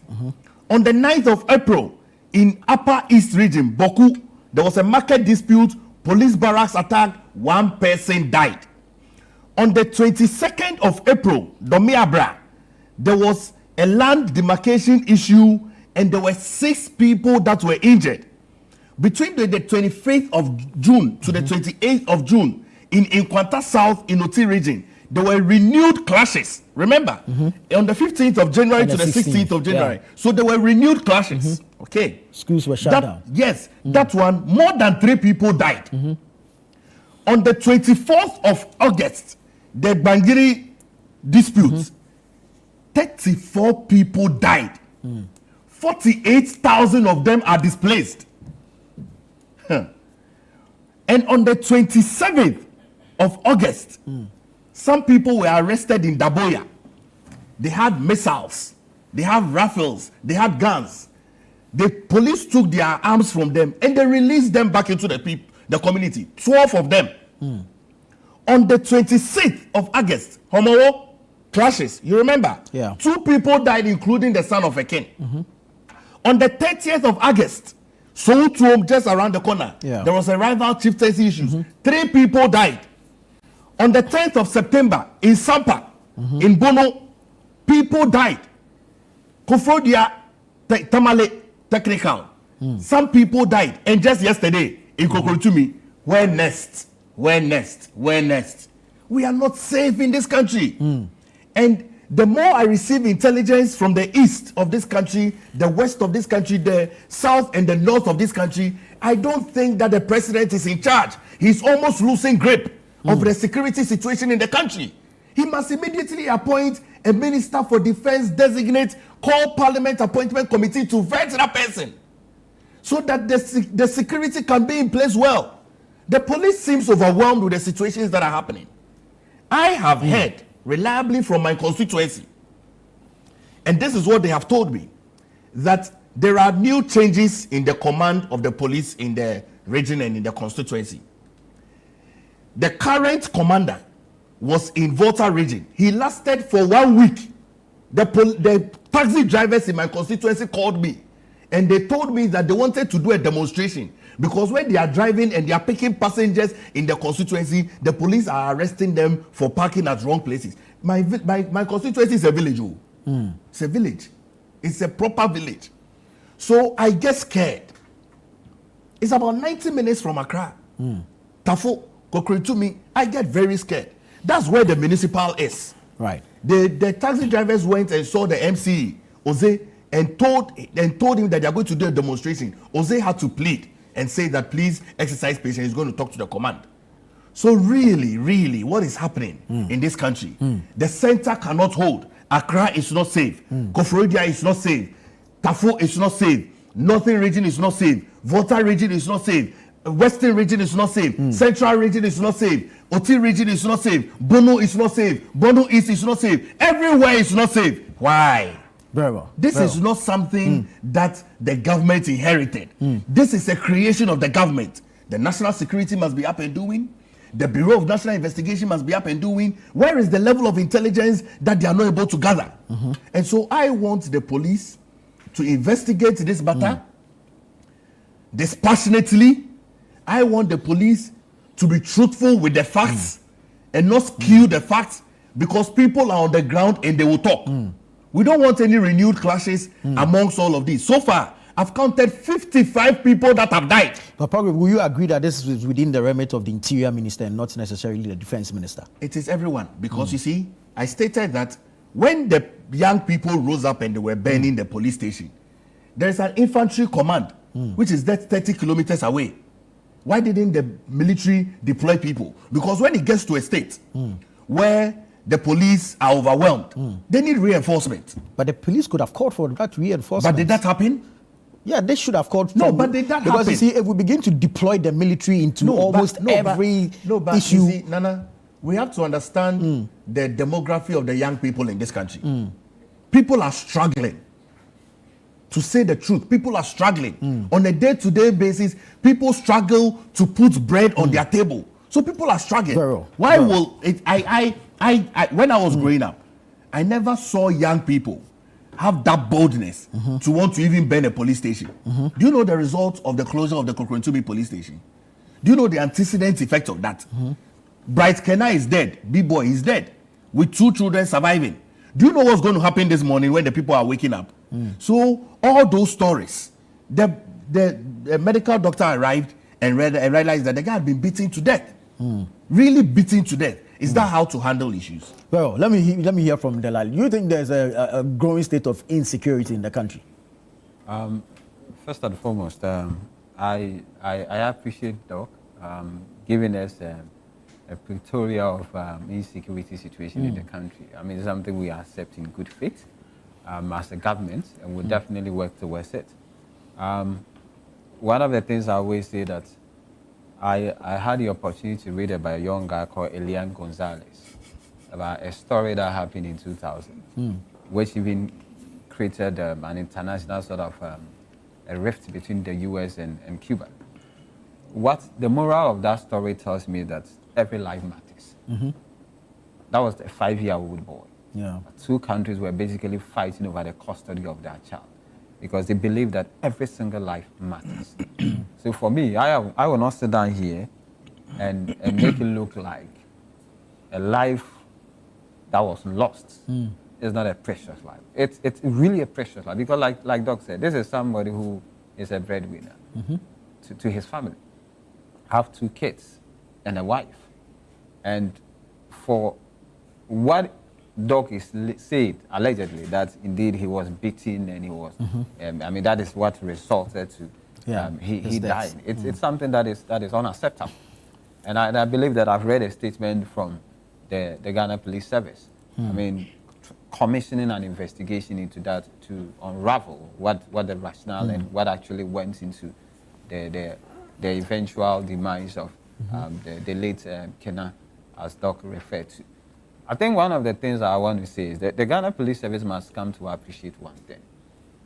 You see, the current dispensation, gone are the days when police arrest somebody and probably you engage the person, maybe whatever you do to the person, people might not be aware of it. They will only just have to call for a docket from Accra before they peruse through the docket, and they will solely rely on the docket to know what actually has happened.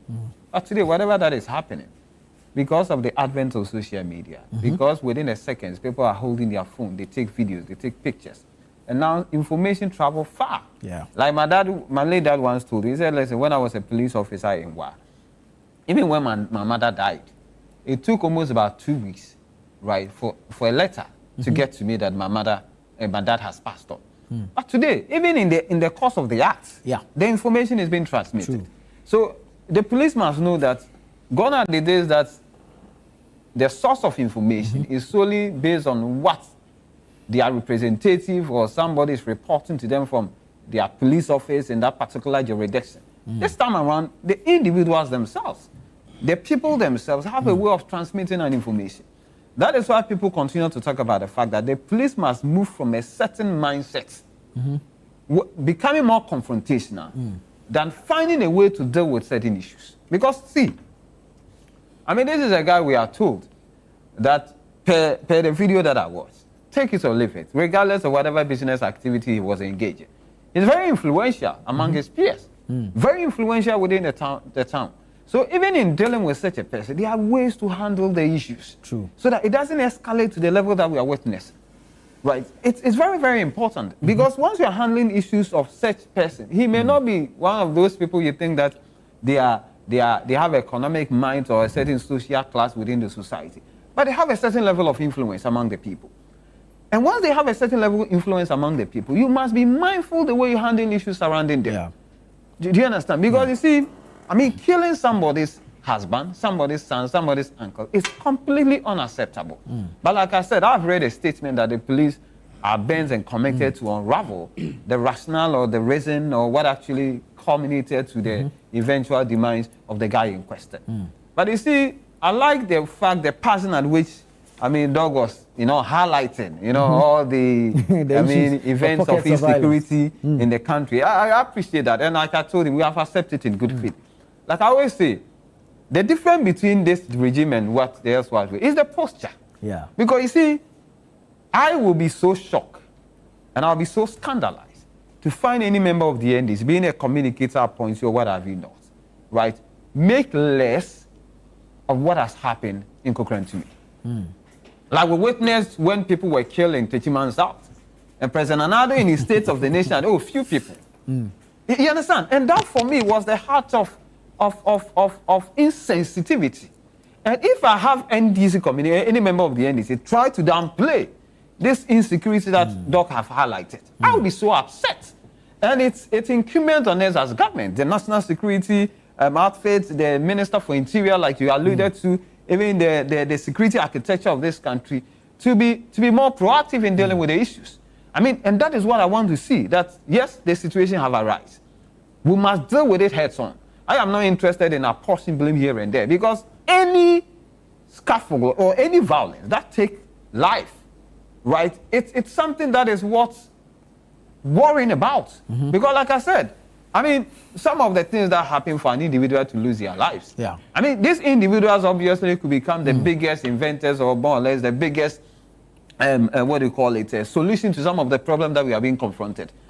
So I have read the statement coming from the Ghana Police Service. And you have confidence? I am confident because obviously we must get to the root of it. Very well. If indeed some of the police officers are culpable, are complicit, that leads to the eventual demise of this innocent Ghanaian or this young Ghanaian, obviously they have to be dealt with according to the dictates of the law. I mean, we will not sweep it under the carpet and assume that one life means nothing. We will not do that.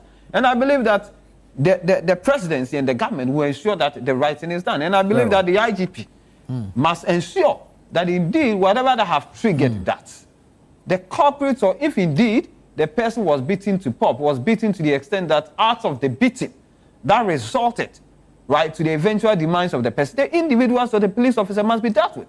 I've heard an instances in one of the commentary, I heard one of the guys making a statement to the effect that the guy was not really well, and for that matter, beating the guy has actually worsened the situation. Even assuming the guy is not even doing well, the guy is not healthy, or the guy is sick. The beating triggered the beating obviously triggers it. And that's why I'm saying that we must deal with people if indeed the police officers are complicit in this, what they call eventual, death of this particular individual.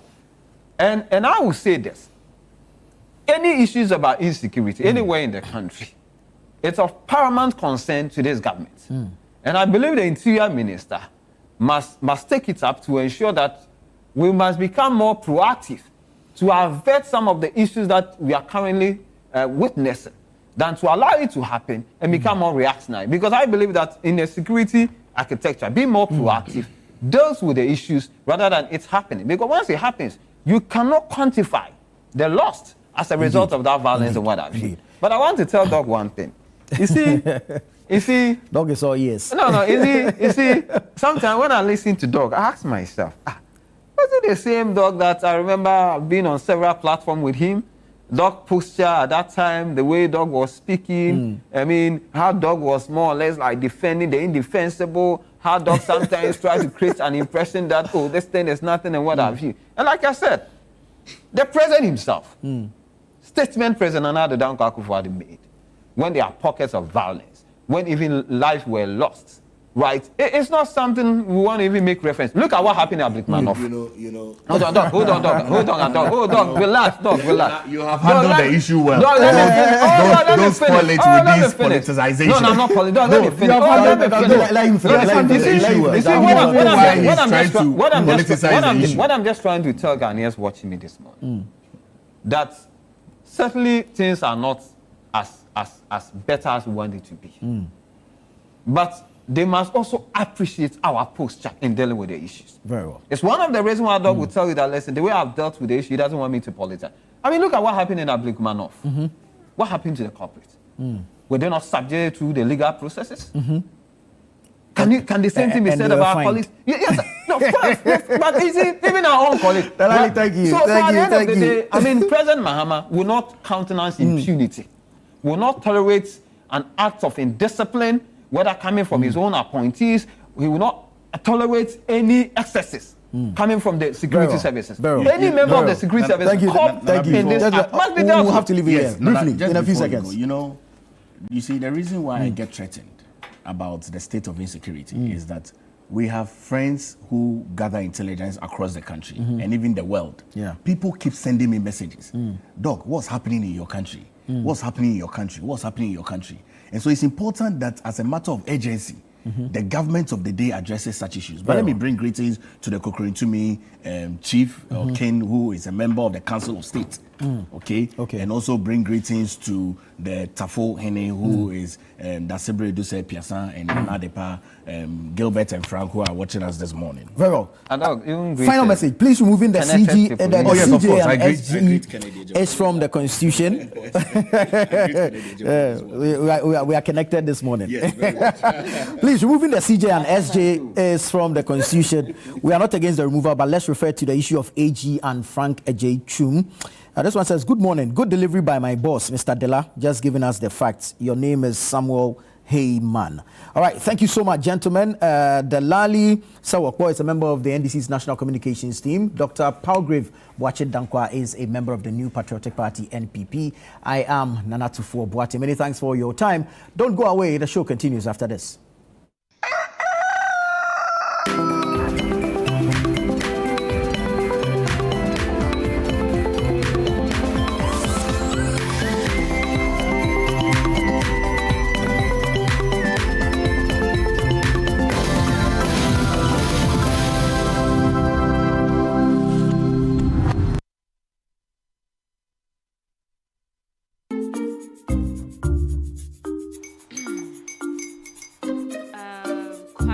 Uncle are almost here. Wait a minute. This one too, your friend Kwame. Wait, Kwame. As in the same Kwame again? Yes, mommy. The second coming. Into all this tension just to reintroduce that broke boy from Kaswa. Why would you deceive the family like this again? Now I understand the whole delay. Troll from Kaswati. Why wouldn't he be late? Or be late? Of course.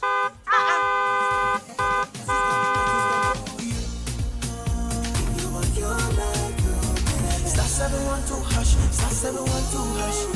Yeah, you go be the luckiest. Coffee from Georgia be luckiest. From Natepia, cause she be luckiest. Yeah, you go be luckiest. No matter why you're luckiest. Everybody go be the luckiest. That's Kwame! Send your God the apple boom. If you put it toye, so would the coming of the son of man be. Is that his car? Dial star 712 hash. Choose your ticket. Enter your lucky number. Follow the prompts and let destiny handle the rest. This promotion is regulated by the NLA on the Caritas platform. How may I help you today? We'd like to open a bank account.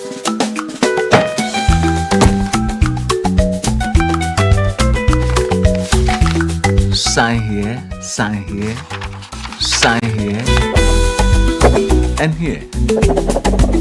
And now you draw direction to your house.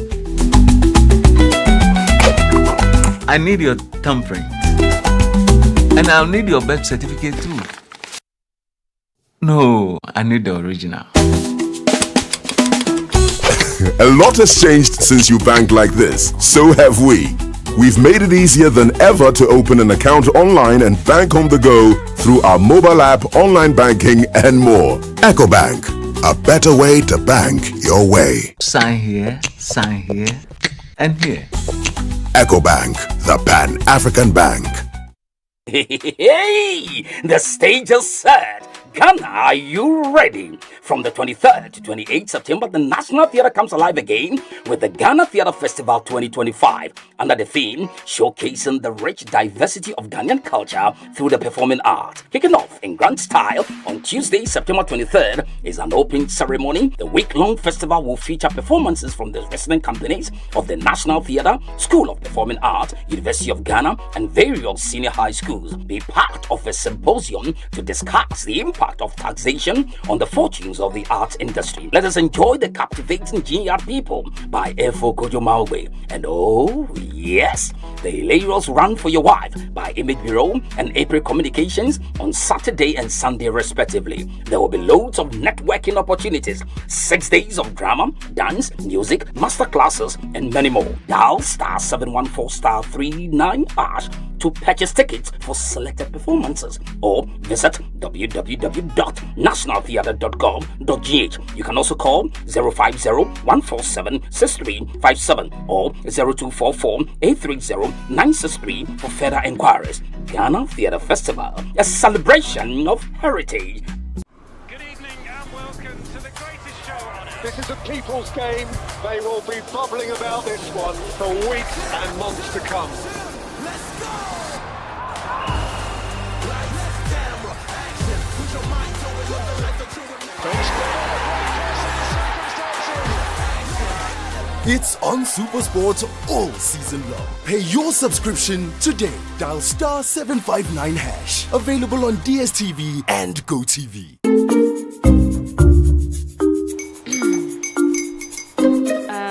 Kwame and his uncle are almost here. Wait a minute. This one too, your friend Kwame. Wait, Kwame. As in the same Kwame again? Yes, mommy. The second coming. Into all this tension just to reintroduce that broke boy from Kaswa. Why would you deceive the family like this again? Now I understand the whole delay. Troll from Kaswati. Why wouldn't he be late? Or be late? Of course.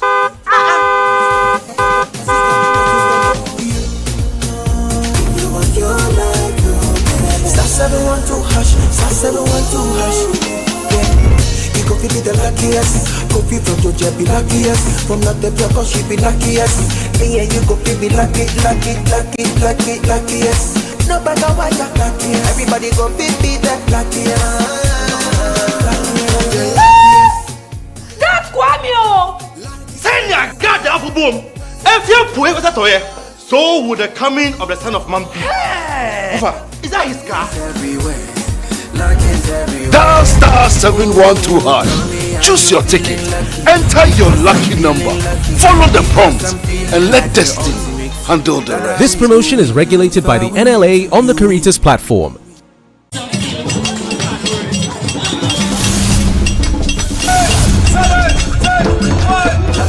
The City Business Olympics is back!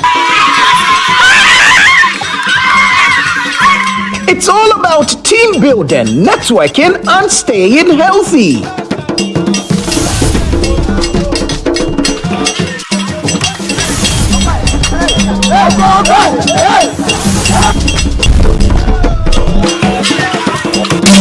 Which game will your company participate in this year? Is it 7-a-side football, volleyball, swimming, basketball, or sack race? Rally your teammates and get ready for action. Date, Saturday, September 27, 2025. Time, 8 a.m. Venue, Eden Heights Sports Complex. Call 0558-973-973 to register your company today. Let's keep fit, grow connections, and enjoy a day full of energy and excitement.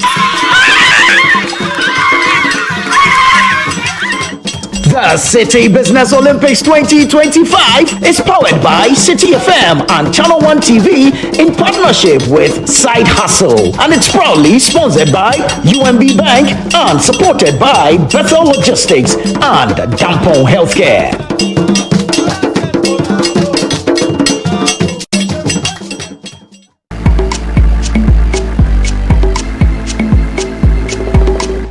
Now, usually using potom, we're either using yam or cocoyam, or we are using sweet potato, what the verse we call nagoti jogbo, right? But my guest is mixing the two verses, and I haven't seen it before. Another thing is that usually we'd use red oil, palm oil, right, to do it. She's not doing that, she's using coconut oil. So she's blowing my mind even before we started cooking. So let me invite my people enabler extraordinaire, Mami Ikia Gazy. Let's cover her. Hi, sis. I don't wait till my oil is super hot before, because then I think the vegetables get too shocked. Okay. Oh. She's enabling the vegetables too. She feels for them. I'm trying to get them to be, nicely welcome and warmer before they. I love the way you talk about food. Page 17, chapter 2, very interesting. Unresolved problems don't evaporate. So it says, as a child, he used to be a truant. He gave his parents a lot of headaches. One day his dad said to him, son, you are the last of my children and you are very smart. But you're not making my effort to learn and be the best. You're just content living an average life. So I want us to make a deal.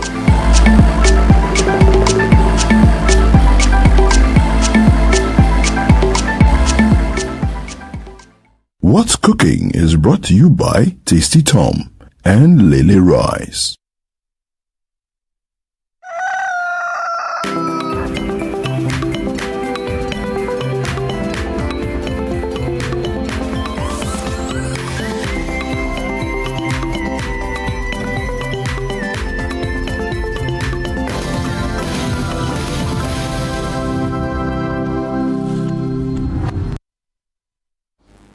Everyone, it's Breakfast Daily and you are welcome. And if you started the show, you obviously know that Nana Tufo-Boateng started the show at 7 a.m. and we will be continuing from now to 11 a.m. And also, it's a holiday. I hope you're enjoying yourself at home. I hope you're relaxing and, sipping probably a cup of tea or enjoying a whole breakfast. English or breakfast. even the Ghanaian breakfast, whatever that you're enjoying. I hope you are enjoying that. But anyway, it's Breakfast Daily right here on Channel One TV, and my name is Chris Carter. I am Philip Nilaj. I'm sure you've gone in for, you were talking about maybe Ghanaian breakfast. Yes. You've gone in for the wachi already, or the kinke. I know some people are doing kinke by now. I know some people maybe are doing gobe by now. Gobe. I think the morning is the best time for gobe. Really? No, I think it's afternoon. I wouldn't take gobe in the morning or evening. But what's your favorite Ghanaian breakfast? Favorite Ghanaian breakfast? Do I have one? Not maybe a heavy wache. one. Maybe wache. Maybe wache. Wache is heavy. Yes, maybe wache. Maybe if I would go and I wouldn't do. I can decide not to do any breakfast in the morning or take anything in the morning, but do wache around maybe brunch.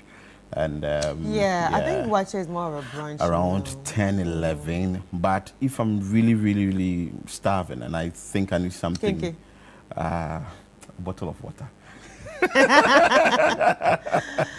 A bottle of water will do. But as we are excited here and we are preparing ourselves for the City Business Olympics, I'm sure you are also preparing yourself for the City Business Olympics. We have limited slots.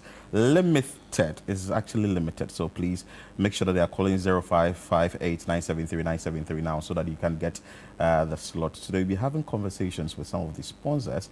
It's going to be an exciting one. Please make sure that you're on the show so you get to know what they are bringing on board. We aren't far from the day of the event. It's this Saturday, and that means it's just 4 days away from now, because today virtually is actually out. Tomorrow, that's Tuesday, Wednesday, Thursday, Friday. Then Saturday is the day we are having the event. So make sure that you are calling and be part of the event. We need you there, so you need to call early so we can get everything on point. We should prepare for you. We should put all the things that are needed for you so that you can have fun on the day of the event. We keep saying that it's an event that will help you to network, for you to move out of the four walls of your office, to at least jump, play, do something, because all work and no play makes Jack a dull boy. Exactly. And you see some people in your office very dull. Very dull. Very dull. Very stress dull. all over them. Well, very dull. Then excited. You can really tell that they do not exercise, they do not play. It's just work. Work. Very dull human You're being. always in front of your tablet. You're always in front of your laptop. You're always with your phone. You're always on your phone. You're always with that document that you're supposed to read, rack your brains, There's and no get the details. About you. Move out of the office. It's just Saturday. Move out of the office. Come to the Eden Heights Sports Complex. Get to know somebody. Get to exchange contact. Get to play. Let your employer see that other side of you. You've been quiet in the office for a very long time and all that. But how are you going to do this except you're part of the City Business Olympics on the 27th of September 2025, which is a Saturday? So please and please again, make sure that you are calling now. City FM Channel 1 in partnership with Side Hustle is bringing on board the City Business Olympics this Saturday at the Eden High Sports Complex. 8 a.m. prompt. Sponsors UMB Bank, supported by Better Logistics, Dampon Healthcare, and also Hallmark Cafe. Make sure that you are part of it today. All right. And then remember that the Channel One News app is on Google Play Store. If you don't want to miss any of the news update, and especially if you're traveling, if you're going even anywhere in the country that you feel like you cannot access Channel One, all you need to do is head to your Google Play Store, especially for all Android users. Pick up your phone and your tablet and then download the Channel One News app and stay updated. I mean, this is a very good way to stay updated with everything happening in Ghana and beyond, even if you are not in Ghana. It could be right in your pocket, it could be in your bag. Just go out there and download the Channel One News app on Google Play Store for all Android users. Let's move straight to the trends. I'm seeing Dembele trend. It's because of the Ballon d'Or that will happen tonight. We know that in the list, Mo Salah is there, Lamine Yamal is also there, but we will leave that to the sports guys when they come on set later on the show. We will get to find out from them who they really think that will be taking the Ballon d'Or tonight, or whoever will be crowned. So they said that if Dembele wins the Ballon d'Or, we'll be giving out $250 to 5 random persons who like and retweet. This is coming from Felix. I don't know. Maybe if you go on X, you can find it there. Another one, too, from Twilight said that if Dembele wins the Ballon d'Or, I'll give out $100 to 3 random people. I think people are really tipping Dembele to win, but you see how that unfolds when the sports guys comes in. But Chris, Why are people saying that today is holiday? Because yesterday was Founders Day. Yes. Yes, and Founders Day is definitely trending. Yesterday we saw pictures and photos and videos of Dr. Kwame Nkrumah going round, and definitely he is the reason why we are enjoying holiday today. Maybe you would want to tell that child of yours why the holiday is happening today. Some few comments that are coming in, but I've seen people also saying that it's very important that the legacy of Dr. Kwame Nkrumah lives on. Things that he's done in the past, we should be able to do better than what has been done in the past. We are sort of dipping, we are declining when it comes to the legacies that he left as the first president of the Republic of Ghana. So this one, want to say from WebKit Africa says that another Kwame Nkrumah statue in Ethiopia. Well, I've not seen this in Ethiopia. This one just says that Prince says that good things are happening. Oh, he's referring to the Tokyo issue. That's 4 by 100. This one's a happy Kwame Nkrumah memorial. Yeah, did you see the tweet from the president? Yeah, what did the president say? Happy Founders Day, Ghana. We mark the birthday of our visionary first president, Osajifo Dr. Kwame Nkrumah, whose selfless dedication and Pan-African spirit laid the bedrock of our nation. May his vision for a united, prosperous Ghana and Africa continue to inspire us to build on the foundation he laid. Enjoy the public holiday tomorrow, which is today, Monday, 22nd September. And he used the hashtag Founders Day and hashtag Kwame Nkrumah. Okay, so we have some comments for you. This one is coming from Insako, says that Osajifo, the wisest leader we've ever had, may your bright light continue to shine. And this is coming from Insako, who is actually tweeting on that. Then this one, yeah, we've seen that of Insako. And this one too from James Bingtun says that we await the renaming of Accra Airport in his name. Really? It's already in another name, Kotoka International Airport. So why do you want us to rename the Accra Airport? We just enjoy naming things. We shouldn't be renaming. That will be a better way to honor him. You think so? Okay, this one too says that I love this. Happy birthday to the architect of Ghana, Mr. First President.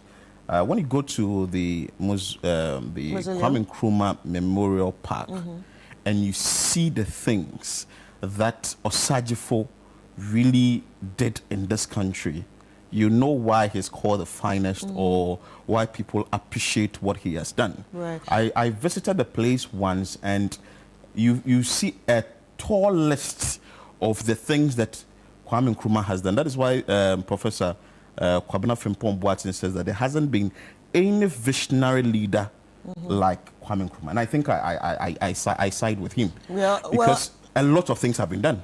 Yeah. And if you also look in Ghana from the frame of someone outside Ghana, a lot of people do respect him. A lot of people do respect him for his Pan-Africanism. And I think he's actually a very big inspiration and example that every leader in Africa should follow.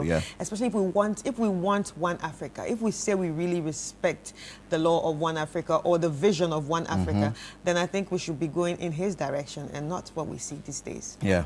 So it's very important. Let's bring you this final one. Osajifo never dies. This is also a message on X, also trying to salute Kwame Nkrumah there. Yesterday, the Democracy Hub people embarked on a vigil. Today, they are embarking on the demonstration, all in the name of asking the government to fight the illegal mining menace extensively, or very apt in fighting this Galamsey battle, or winning the Galamsey battle. We've seen what the National Democratic Congress did previously, asking the then NPP administration to fight illegal mining, and we saw the same group, that is a Democracy Hub people, come out in their numbers to demonstrate or to register their displeasure against the government on how the fight against illegal mining was going. Now, they held a vigil yesterday just in front of the Jubilee House or the Flagstaff House. And Mustafa Bande, who is a deputy presidential staffer, I think, or operations, came to the place where the demonstrators were embarking on their vigil. And I was asking them to call it off because the president wasn't in the country or isn't in the country as you speak now. Later, some sort of engagement will be done between the demonstrators and the government on how the government is going about the fight against illegal mining. Let's bring you that video. After we will tell you what people are talking about or what people are saying when it comes to the fight against illegal mining and also when it comes to the vigil that Democracy Hub demonstrators held yesterday. And you are well catered for. And so I'm here to plead with you that if the purpose is served, please, with respect, can we call it off and allow ourselves to go and rest? The president have left for the UN General Assembly. Her Excellency the Vice President is fully in charge. She's a mother, as well as you are aware of what her compartment stands for. We will have leadership appropriately briefed and possibly invite your leadership to meet with the Lands and Natural Resources Minister, who currently is in Western Region because today is Kwame Nkrumah's birthday. We'll have your leadership to meet with the team to understand what they are doing as a government institution, what policies have been put in place, what measures have been put in place. So you heard there Mustafa Bande speaking to the protesters, asking them that they should call off the vigil, but they defied all that directive or instruction, whatever advice was coming from Mustafa Bande. Yeah, and if you continued watching that, the people actually opposed the presence of Mustafa Bande. And one of the protesters said, and I quote, "If Ghanaians were convinced of what the NDC government said, we wouldn't be here. So please leave here. Let's exercise our right in peace. NDC leaders, please leave here. We are going to send you a petition tomorrow." That's today. And we are going to engage you tomorrow, which is today. So please leave away. No political party here. We don't want to see any political party here. We are not here to engage any political party. So we have some comments on this. Let's bring you this from YC says that how come the past government never addressed the protesters like this? The ego was too much. Well, this coming from YC, you say. This from Pasco says that, so no beating, no arrest. NPP and NDC are not the same. I'm truly glad this is back on again. This coming from Josh. This one from Bernard the Great says that anyone going to show up there should know that Galamsey won't stop today or tomorrow, okay? Remember, they are playing mind games with us. And this reply from Africa says that, well, last year, we should have known this before we protested. This year, we still know. So still going to protest till they declare a state of emergency. They declared they will. Well, so last year, it was a very intense one. I think the entire stretch from 37 Military Hospital to the Jubilee House was blocked. For this one, they were able to get a chance to move to the front of the Jubilee House to protest. So maybe that's what people are sort of doing. Well, let us see what happens today, because today they are going back again to actually protest. And give a petition to the presidency. But in there, Mustafa Bande made mention of the fact that there will be a meeting between the Lands and Natural Resources Minister and the protesters and what other government state officials to tell the protesters what really the government is doing about it. We just hope and pray that the Lands and Natural Resources Minister, who yesterday actually spoke about the Nkrumah Day, Nkrumah's vision, who indicated that, well, Ghana's development, the Elembela MP was asking that it should be guided, that is Nkrumah's legacy should be guided should guide us on how we should go about things, and also asking that the Nkrofo people should join in Nkrumah's celebration and all that. Let whatever has happened in the past guide us as we go into fight illegal mining. Because, Chris, people are dying. People are suffering. Kwenyako Heads Work water treatment plant, or we've been hearing, is in a very bad state. Foodstuff we know or produce now, the chemicals are sipping into whatever we are buying. You can't even eat your contemporary. You can't without even thinking. eat the contemporary that we have again. You understand? Even the water that we are drinking, we actually go to a community where we talk about water crisis today. People are suffering. But some others are also, because of their selfish reasons, moving into water bodies and backing on this Galamsey exercise. So it's not like we sit in Accra and we talk about it, because we may think it's far away from us.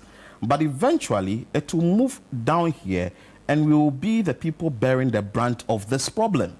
Very soon, when people are purchasing water abroad or buying water, we, the ordinary Ghanaian, like myself, maybe Chris can buy I can't. the water.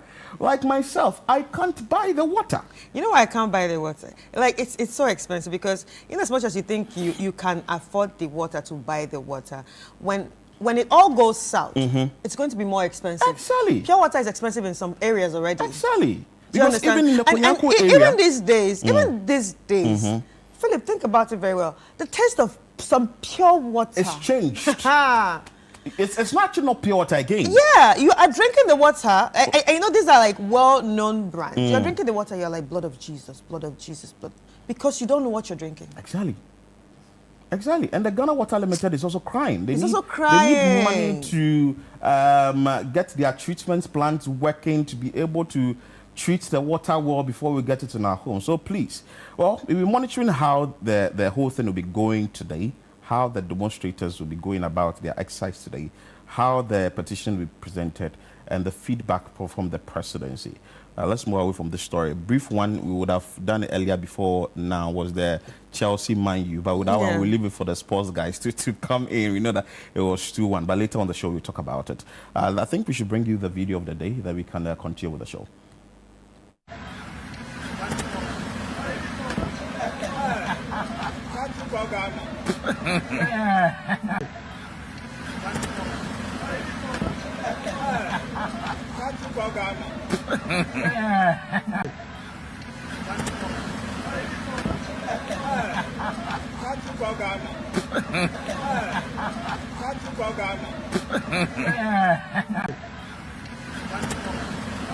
It's a holiday. If you are moving out, you should go out with your driver's license. You should make sure that you have all the needed documents, because the police wouldn't let you go. They will definitely be on your bonnet as you drive. So make sure that you go out with all the needed documents as you drive in town. Well, that's the video of the day. I pity both of them. Really? Why? Yeah. I pity both of them because there's a possibility that whoever is driving might not have his papers right. Okay. And he might be very stubborn. So he's carrying him where he definitely will carry him where he doesn't. But that's know. an offense. Yes, that's what I'm saying. So I pity both of them. Yeah, that's an offense. He might rather just commit the offense and for the police to. Where are they taking you to? Well, you carry me go where I don't know. That's it. That's exactly the same scenario, but a Ghanaian version. So I think maybe they didn't strike an agreement. There wasn't a consensus. Or maybe he was so telling him stop, and he refused to stop, probably, and then he jumped on his bonnet. A stubborn driver meeting a very stubborn policeman. Well, I think everybody should take precaution, even the police. Yeah. Because you never know who's driving. Today's a holiday, so please take precautions. Well, let's start the show well, but we'll bring you more after this break. Yes. When we come back, we have a lot for you on the show. Stay with us.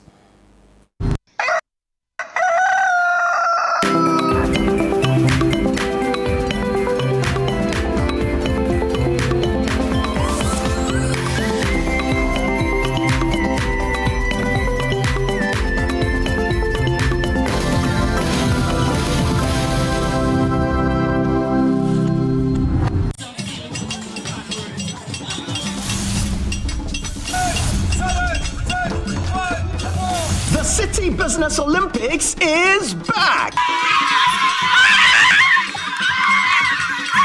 It's all about team building, networking, and staying healthy.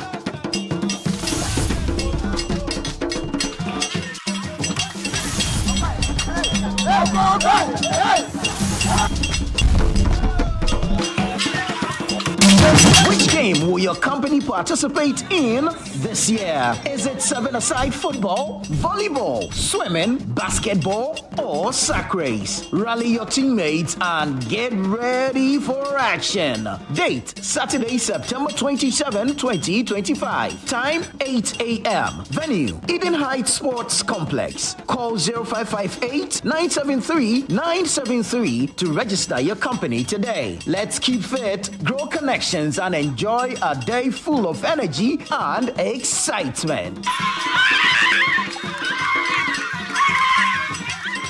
The City Business Olympics 2025 is powered by City FM and Channel One TV in partnership with Side Hustle, and it's proudly sponsored by UMB Bank and supported by Bethel Logistics and Dampon Healthcare.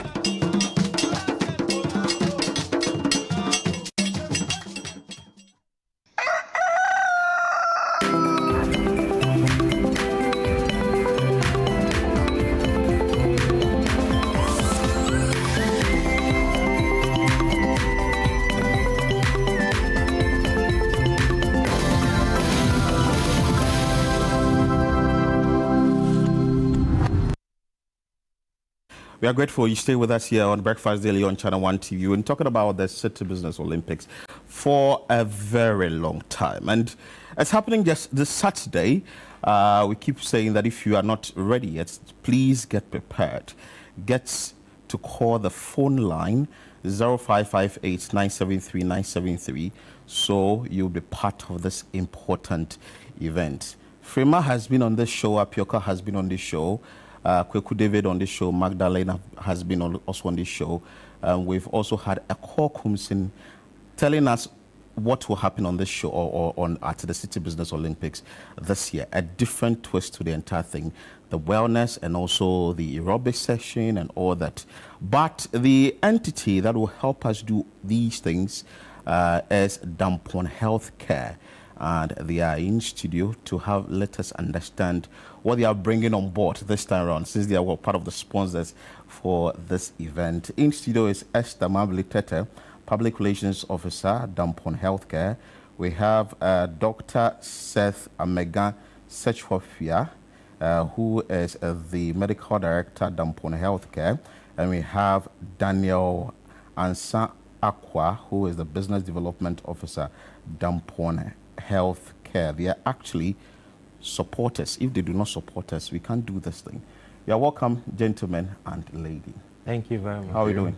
We are doing well. The first question I want to ask is, normally when you choose to do this, there should be a motive behind it. You, Esther, why do you want to do this for us? I'm saying, be part of the supporters when it comes to the City Business Olympics. So for Dampon Healthcare, we actually like going out there to partner with organizations who put together events like this, because we have people, wherever people are gathered, so we can preach wellness and health to them.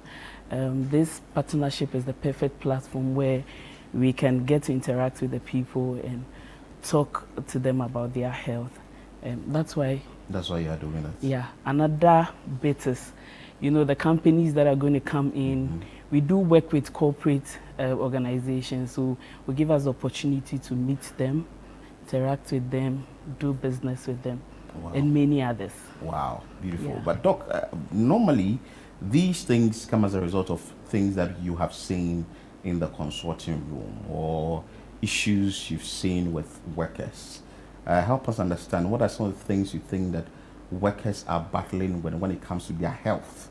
For which reason you want to be at the City Business Olympics? Preach that to them and help them to find solutions to those problems. Thank you so much. For the working class or corporate class, one of our main issues we've had and we are dealing with is lifestyle related diseases. So that's why we are so happy City FM is preaching City Business Olympics. At least it helps people come out there, have fun, relax a bit. Then with Dampon, we are also there. We are not only there to have fun, we are also there, monitor people's BPs, check your sugars, all these lifestyle related diseases. We are there to make sure that we arrest these diseases there and preach how these diseases, one, can be prevented, and two, can be treated. In the consulting room, most workers, because of the stress of work, Africans already, we are predisposed to having hypertension, which is currently the #1 killer all over the world, leads to kidney diseases, leads to strokes. So we can't downplay the essence of preventive health when it comes to this. Because I don't want to wait for you to come to my consulting room before I tell you that, oh, your BPs are in the 200s, your sugar is 20. No, we want to preach to you. We want to come to your doorsteps. We want to make sure that these things are found before you even come to the consulting room. So we are very glad. I mean, we always participate in City Business Olympics. We said this year, no, we are not there just as participants, but we want to do something different. So that's how come we want to be a serious partner in this year's City Business Olympics. Wow. So yes, that's one of the main reasons we are there today. You are there. Yeah. But I'll also come to you to find out from you for how long you be at this event and how many people you think that could pass through and the assistance you give to them. But let me go to Daniel. Daniel, you would have a mission or a target in the organization. How is this supporting, or the support you're giving to the Olympics going to tie in with your mission as Dampon Healthcare? All right, thank you very much.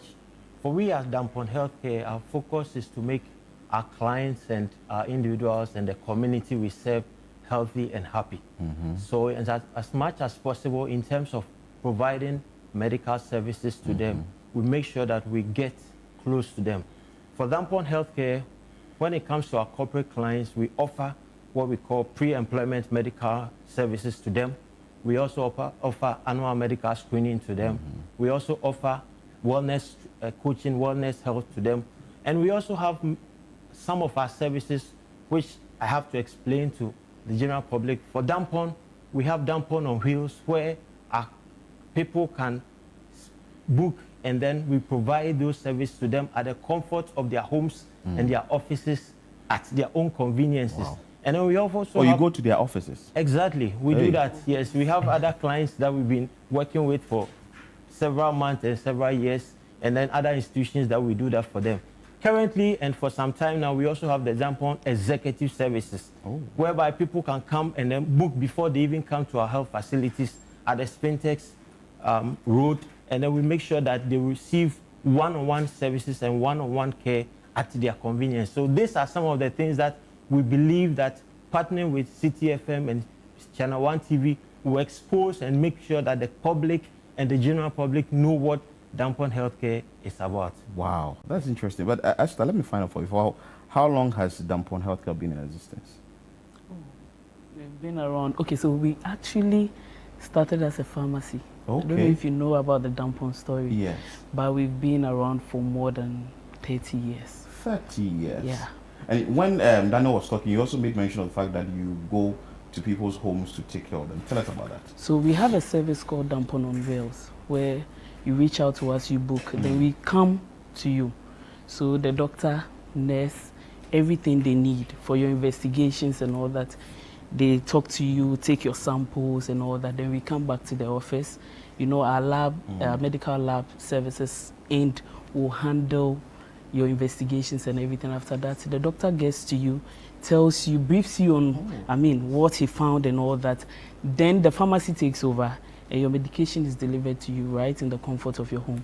Unless maybe your case is a bit different and you need to be brought in to the facility, maybe on admissions. That's when you move to the facility. Yeah, as people are enjoying their homes there, then we at City Business Olympics, you also have to enjoy. Yeah, that's why we're bringing what it to you. special thing are you bringing to us, aside maybe the wellness, the BP and all that? Are you giving us some beautiful offer that after the Olympics, you said, okay, we are going to Dampon Healthcare to go and check other vitals of ours? Okay, so it's on the spot, eh? Yes. Yeah. Yeah. Okay, so when you come, actually, we have our experts available for consultations, advice. Those who are referred from there get to enjoy a percentage when they come to the facility. Also, we'll have available our first aid bags. I don't know if you've seen the Dampon first aid bag. I've not seen it yet. Oh, you should Maybe see. I'll see it at the Olympics. At the Olympics. So we have it for officers and individuals for the purposes of travel and or for you to keep in your car. I mean, you know, you've heard of the new DVLA requirements, right? So you need it in your car. This can be custom made, put together, and we're actually bringing it to the Olympics as a discounted price. Beautiful. Very cool price. I don't want to say it on TV, but come and you see it. So we'll have some available and they can take it from there. Wow. Yeah. Doc, help us. In the workplace, someone is working. The person has been in the office for a very long time. As a professional, how do you think that the person can go about his or her activities in the office in a very healthy way, so that we wouldn't be facing the issues that you mentioned earlier? Yes, so just as I spoke about lifestyle diseases or lifestyle-related diseases, what do we do when we are in the office? We sit for long hours without getting up. At least intermittently, every 30 minutes, get up, stretch your legs, make sure you are not sitting continuously to form clots in your legs. If you're on the third floor, first floor, second floor, there's an elevator in your workplace, using the stairs is very beneficial. You don't really have to be in the elevator almost every time. Healthy eating. People will work from morning till evening, then they'll come breakfast, lunch, supper together and eat everything in the evening because they've missed what they're supposed to eat morning and afternoon. No. You can have snacks in between, have healthy stuff. We are going to have a dietitian who is going to be around to help with all these things. So these things are very simple things you can do when you're at work. You want to go and get food. It's about 15 minutes away from work. Walk. Instead of ordering, just walk over, get your food. But Doc, you have something important you're doing on your table, and delivering will be quite easy for you. I'm sure 15 minutes wouldn't kill. Really? Yes, it wouldn't make you lag behind in whatever you are doing. So just walk, get your food, walk, come back. Instead of sending that national service personnel to go and get it for you, just walk. But Doc, we have this habit. You sit in AC in the office, sit in AC in the car, sleep in AC at home. Do we have some risks to us associated with that? All these are parts, right? So, but that's a luxurious life. It's not luxury. It's not. It's actually not. So luxury. tell us about it. That's what I'm talking about. Sitting in the office, using the elevator, eating all the junk food. It's absolutely not luxury, right? Those days when you hear hypertension, diabetes, they sounded or strokes or heart attacks. They sounded very far from us. They looked as if diseases of other countries. Now, if you talk about hypertension, I mean, the rate at which the young people are getting hypertension in the country is very, very high. Our rate of people having diabetes is very high. Very high. In as much as there's a genetic predisposition to these conditions, lifestyle makes it worse, right? So you see young people, pizza in the morning, fried rice in the afternoon, shawarma in the evening, and it's all a mixture almost every day. Wow. Sit in the office 8 hours without getting up, straight to our car, sit in the car, get home, straight eat, straight to bed. No exercise at all. So that means that the average worker, though you are thriving to make money, you are killing yourself in a way. Exactly. So that's where Dampon comes in. Wow. If you think you can't come to the hospital because you are busy, we are ready to come to your doorstep. We are ready to come to your home, ready to come to your office. Wherever you find yourself, just give us a call and we'll be there. She spoke about Dampon on Wheels. Yeah. Virtually, it's not for only you, your relatives, your parents who are probably bedridden, can't move to the hospitals, we move all over. We do all these things for these patients. So, yes, when you are taking care of yourself, you are taking care of your aged parents as well. So we provide all these services. Right? Wow. So if you can't come, we'll come to you to help you. And that's where the City Business Olympics, our tents, we are going to be checking all these things where we are going to be, just to make sure that people who've never even checked their BP, never checked their sugar, we offer them this opportunity. It's going to, a lot of them is going to be free. So you just walk in, check your BP. There are people walking around with BPs of 200 without knowing that they are hypertensive. And they are fine. They think they are fine. Exactly. So you fall down. And you're gone. Exactly. And I understand BP is also a very silent killer. Yes. Most of the time, it won't give you symptoms. Right? If you are lucky, it gives you symptoms of headaches and dizziness, then you go to the hospital. If you are unlucky, it gives you no symptoms. The only time you know you're hypertensive when you have that stroke or when you have that kidney failure. We don't want you to get there. Wow. So yes. This is scary. So just come to the City Business Olympics. We'll sort you out. Sort you out. Okay, fine. Thank you. Daniel, before you all take leave of us, how is this partnership, City FM Channel 1 Dampon, in the near future going to be like? And what do you make of the entire partnership that you're getting now? The fact that you are on our network and we are also benefiting from you, whatever you are sharing with the public and all that. All right, thank you very much. For us as Dampon Healthcare, we are looking forward to building a solid partnership with City FM and Channel 1 TV. We hope that through this City Business Olympics and other programs that we'll be having in the near future for next year, through that we'll be able to have partnership with corporate institutions and corporate clients so that we expand the services and then let them know what Dampon Healthcare is about and whatever services that we have available for them, so that before they even get to us, they are aware of the services that they are going to receive. So for this partnership, we are very hopeful that it is going to go to the next level. Beautiful. And we will continue to be Esther, final words from you to the public. Why should they come to the Olympics and also look out for Dampon when they come? Okay, but before that, can I say something? Yeah, you can add on. Okay, so we're also hoping the next time we'll move from just the free screening to maybe wellness programs. Oh, beautiful. Holistically, yeah. Okay, so my last words. You know, sports depends on performance, and your performance also depends on your health. Yeah. So you can't do well in sports if you don't take good care of your health. Yeah. So I just want to tell everybody that in as much as we are busy, we should make some time for our health. Some few minutes at the facility, investing in your health, it's not going to change anything. What it's going to do is going to make sure you live long enough to enjoy what you are working for now. And for the corporate entities, there's just a wake-up call that you invest in the health of your employees. Good. Don't see it to be an expense, it's an investment, because when they are healthy, they are more productive. Yeah. So the employers, make sure that you invest in the healthcare of your employees. Be part of the Olympics. Come this Saturday, 27th of September 2025.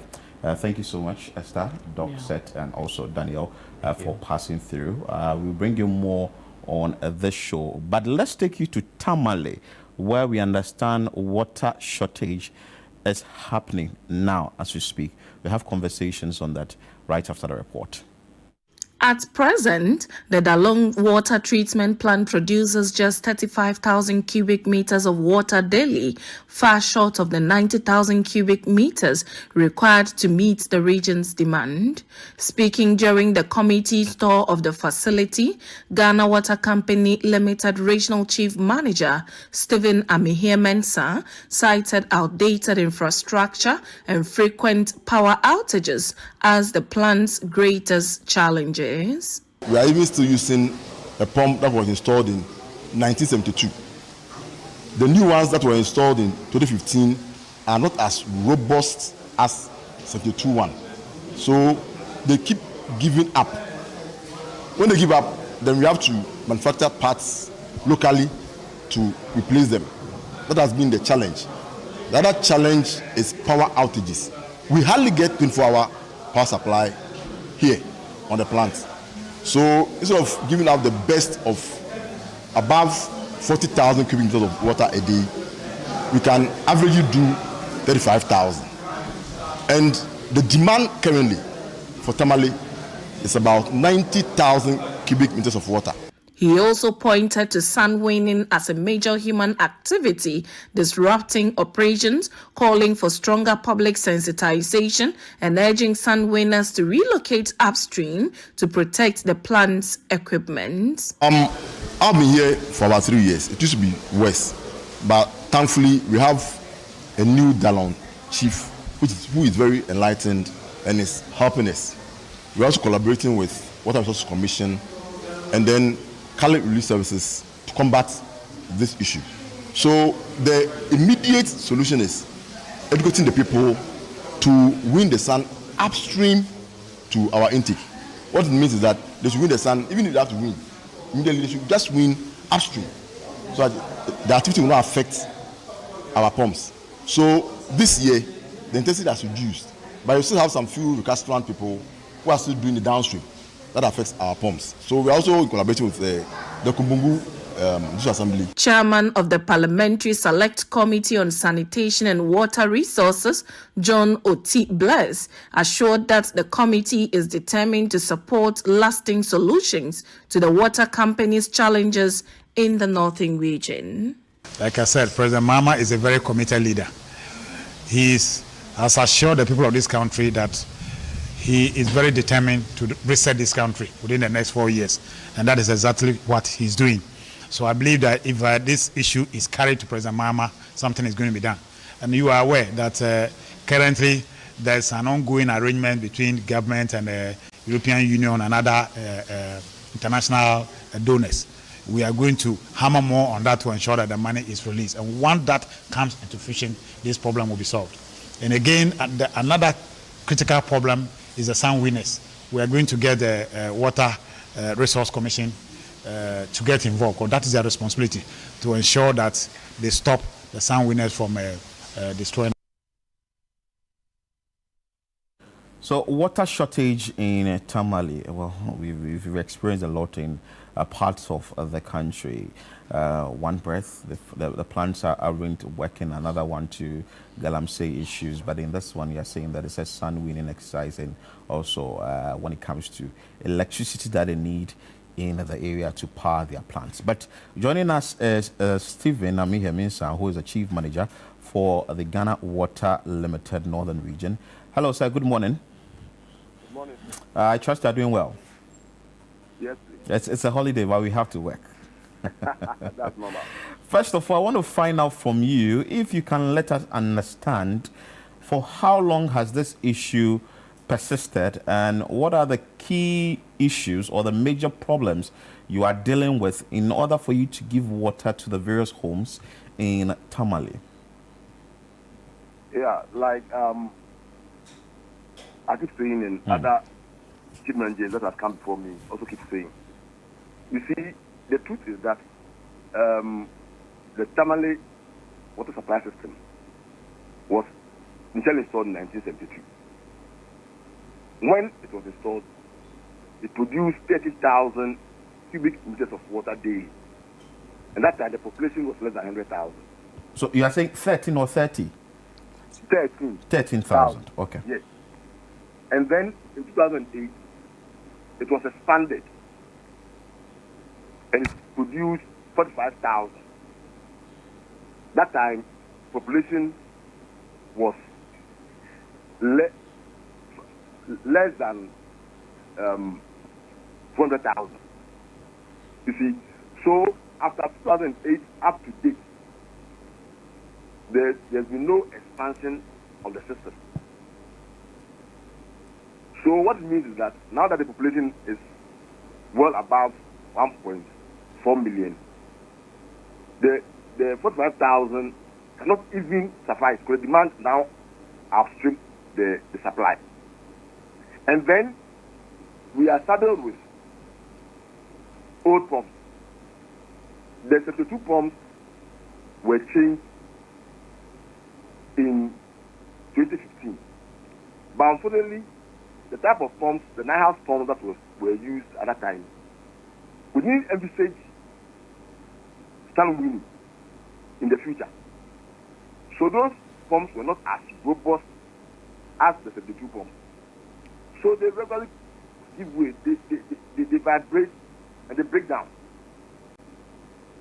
So we even trust or rely more on the 72 pumps than even the new ones. Unfortunately, those pumps, the 72 pumps too, have their motors bent. And we cannot replace them because it's an old pump. The wear factory has collapsed. So suppliers are helping us to see whether we can source that motor outside the country. So that's where we are. Less mechanically robust pumps installed, breaking down regularly. And then we have power outages too. We hardly get 24-hour power supply. So averagely, we are doing 35,000 cubic meters of water. Wow. But that's the problem. Which the demand has grown. Okay. And we are supplying very little. So which communities are bearing the brunt in Tamale when it comes to the water crisis? You see, like I said, the initial design didn't include most of the urban, how do you call it, villages or suburbs. So places like Vitin targets were not part of the initial design. The initial design was taken of just the Tamale metropolitan area and the Sagnerugu. But now Tamale has so expanded that we have to ration to be able to give some people water. For example, UDS, the one at Tongu was not part of the design. But because there's such an institution there, we are forced to supply water to the place. So that's most of the urban areas around Tamale that were not initially part of the design are suffering because we have to cut off some people to be able to push part of that area. And sometimes even the hydraulics are not supported. So when you push it there, the pressures are very low. That's what we're experiencing in Tamale. All right, so Mr. Mensah, when you look at this, how long will it take to fix it? What will be the immediate action in fixing this right now? Yeah, we are in close talk with NEDCO. They understand the issues themselves, and they are also utility. So those are the similar problems that we have. But they have identified the long line as a priority. So we are told that they will change that line and give us a dedicated line so the water supply can be sustained. Apart from that, top management led by my MD, Honorable Adam Mutawakiru, has promised us with new parts, not the one, when these pumps break down, we fabricate them locally. So the precision of fabrication is not like the original. But management has promised us that. In fact, the block consultants will site got the pumps to give us new parts to retrofit the pumps. We are praying that latest by first quarter next year, these new pumps will come and we shall retrofit the pumps so that we get close to new pumps. And then we have this Tamale water supply project that the government is endlessly pursuing. That's what brought the Parliamentary Select Committee on Sanitation and Water Resources to Jalon. The president is very serious about it, and we are very hopeful that within, before the president leaves office, we shall have the Tamale water supply project installed at Japi. So all these things be a thing of the past. But immediately, top management led by Honorable Adam Mutawakiru is supporting us. We are promised by the first quarter of 2026, this will be a thing of the past. So that at least we can do the about 40,000 to minimize this water situation in Tamale.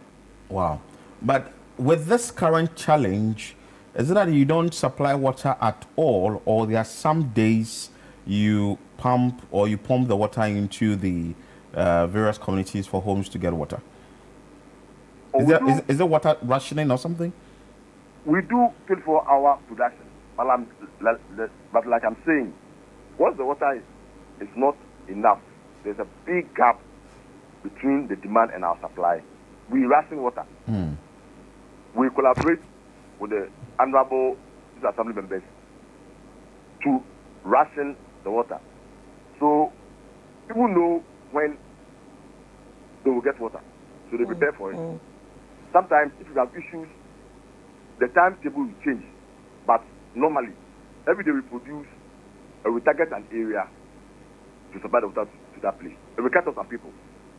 For example, if we have to serve UDS at Dongo, we have to cut off all the areas in Central Tamale to be able to push the water to Dongo.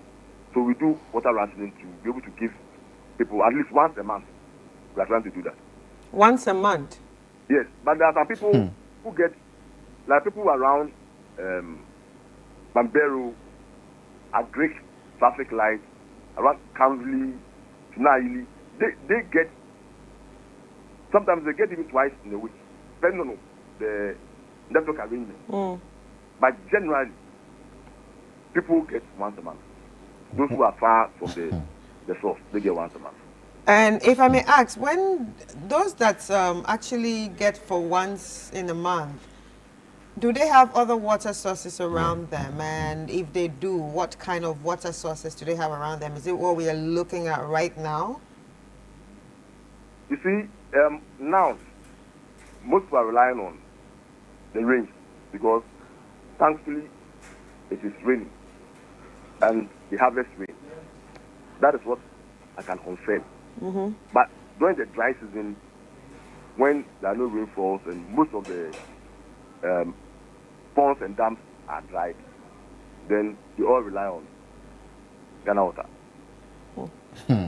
This is serious. Down south or in other regions, we know central, western, and other parts of the country are battling with illegal mining issue. And up north, we've not really seen anything of that nature. But what, again, is accounting to you having challenges with getting water into these communities? Are you also battling with other forms of environmental crisis? No, we are lucky. The only activity that's close to our catchment is sun winning. The last time I checked, the worst stability we have recorded was 1,500 NTU. So we use alum. Alum suffices to treat the water in the alum. The only challenge is the sun winning, which we are collaborating with Water Resources Commission, the Kali Relief Services, the Kumbugu District Assembly, and then the Dalon Paramount Chief to educate the people to immediately move downstream to our intake instead of winning the sun upstream. So there's a collaboration, and even this year, the volumes of water that they are winning have actually reduced compared to last year and some years ago. Oh, okay. So which river body do you rely on largely for the water treatment into the various communities? The white water. The white water. But I'm saying that it looks very sort of brownish color. Is it because of the sun winning exercise? Yes, primarily because of the sun winning exercise. Wow. So if you have your machines or equipment in good state, you'll be able to pump enough water that will be very clean for people to drink. Is that so? Yes. As for the water quality parameters, we meet them. We meet them. We don't feel we meet them. But like I said, we still use alum, and we are not dosing outrageous ranges. Normal ranges, 60 ppm. You know, they are normal because ours, the stability is not very high. The highest we have recorded is 1,500 NT, which alum can easily treat. So we don't have that challenge. We are able to treat the water. The only effect that these sun winning have on our pumps is that they introduce sun particles, or let me say silica, and they increase the wear and tear rate for the pumps, because the pumps are supposed to abstract clean water, not water filled with sand. So as they rotate, if you have silica or sand in there, it wears the components and then they break down. That's the problem. So we have these pumps working not even up 1 month, and then 1 or 2 will break down. So you have to be repairing them and repairing them. That's the issue. And when that happens, downtimes are high, and you can't produce the 40,000 above that you want to do. Wow. Then you are saddled with average 35,000. Okay, this is very challenging. Is that? I think from what you've indicated, there are some positive news that the government is working around to ensure that your issue is resolved. But we work with timelines here, and also since the people are also suffering, are there any timelines that you want to put out there that between this period and that period, you get the issue resolved and you move back to how we were in previous days by getting enough water in our various homes? Yes, like I indicated earlier, the only solution is the installation of the 135,000 cubic meters of water treatment plants at Yapi.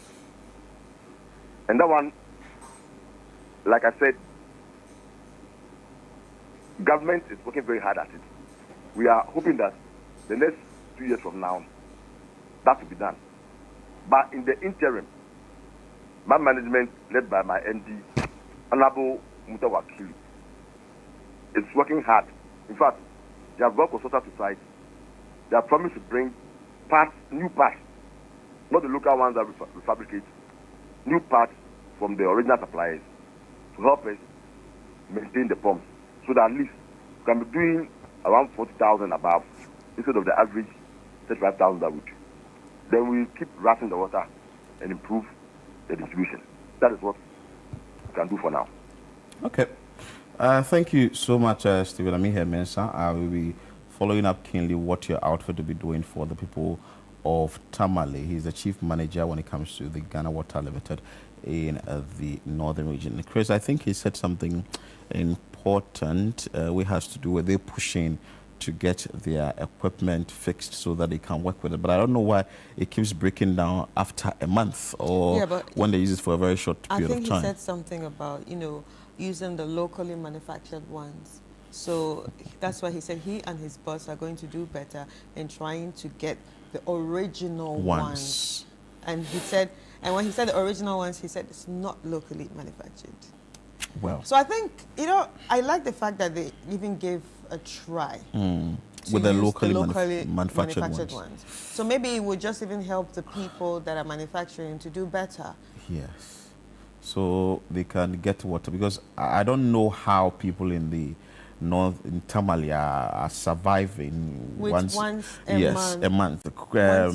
Shawana Yusuf is on the line. She's joining us via Zoom. Let's ask her this question: the communities that are bearing the brunt, and from what the chief manager said. Shawana, good morning. Can you hear us?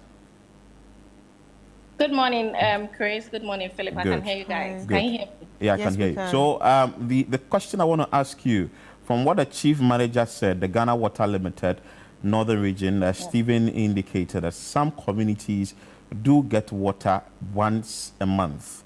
If you are privy to the names of these communities and what they rely on when they do not have water for a whole 29 days before they have it just once in a month. If you can help us understand that, Shawana. Thank you, Philip. So if you come to Tamale and you are fortunate to be on the main lines coming from where the treatment plant is, fortunately, I am on those lines. My area is along that stretch. So fortunately for us, we get water every week, once a week, if I'm not mistaken, at least. Sometimes it goes and we don't get at all.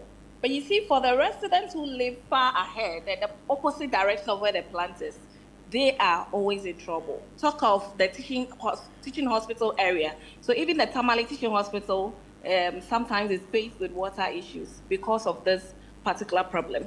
And if you go towards the UDS area, be it Kumasi Road, be it UDS Nyankpala, they also don't have water because of this problem. Going towards Fo Taha, those people also suffer water issues. There'll be those who get water once in a month. And this is because of where they find themselves and the fact that the water, the capacity they are able to produce is not enough for the people of the larger Tamale area. You ask where they rely on. Most of them rely on very unhygienic water sources. Talk of the dam, talk of the dam most of the time. Because unhygienic, because these particular sources of water, usually they share it with animals, and it is not more like a covered space. It is just opened to anything at any time that wants to come over. So as the humans are forcing to get water for their daily chores, animals are also relying on this particular source of water for drinking. If you remember quite well, the Kakwaili story we did on the water issue, they are also one of the people who suffer from this whole water issues when it comes to Tamale and its areas. People, most especially in the Tamale South area, which is more to the far end of where this treatment plant is, also suffer greatly. And unfortunately for them, their grounds we hear is not good enough for boreholes, so they are not able to get any successful borehole being drilled. Even if they would, it's going to take them a lot of stress to be able to drill these boreholes. So most of the water challenges, in fact, this time you might not have heard us talk more about them because we are in the rainy season and people harvest rainwater to rely on that. But immediately we drift out of the rainy season, you'll notice that most of the reports I'll be bringing you is going to be more on water. And this has been the issue for Tamale for so many years now. And you can attest to most of the reports we bring to you from Northern Ghana. Wow. So for so many years, any period, maybe it started 10 years ago, 15 years ago, or 5 years ago, if you can help us know that as well. So like the chief manager said, the population has outgrown the production. So if the capacity was actually meant to serve, say 20,000 people, and there are more than 1.4 or how many millions of people, you can imagine the strain it's going to have on the individuals who would be using this water on a daily basis. And water is not something you can say that you would do away with. Day in, day out, whether you like it or yes, you would use water. If you don't drink, you bath. If you don't bath, you wash dishes, you wash your clothing, you do some cleaning in your house, and you need water to do this. And you can imagine, this dates back to so many years. I remember reporting on water shortages, not today, if I'm not mistaken, over 5 years ago. And we are still here. We still report on water shortages in Tamale, the larger Tamale area, and how people are suffering. If you go to Nyankpala area, towards Tolong, oh no, it's bad. The people can't get water. And water company tells us that they don't have the facilities to be able to pump water to these people. So I think it's high time people in authority have a second look and, come to the table again to discuss Tamale, especially when it comes to water issues. The people here are really suffering, and it is having an impact on every resident who lives in this area. I like the passion with which you are talking but are you also bearing the brunt?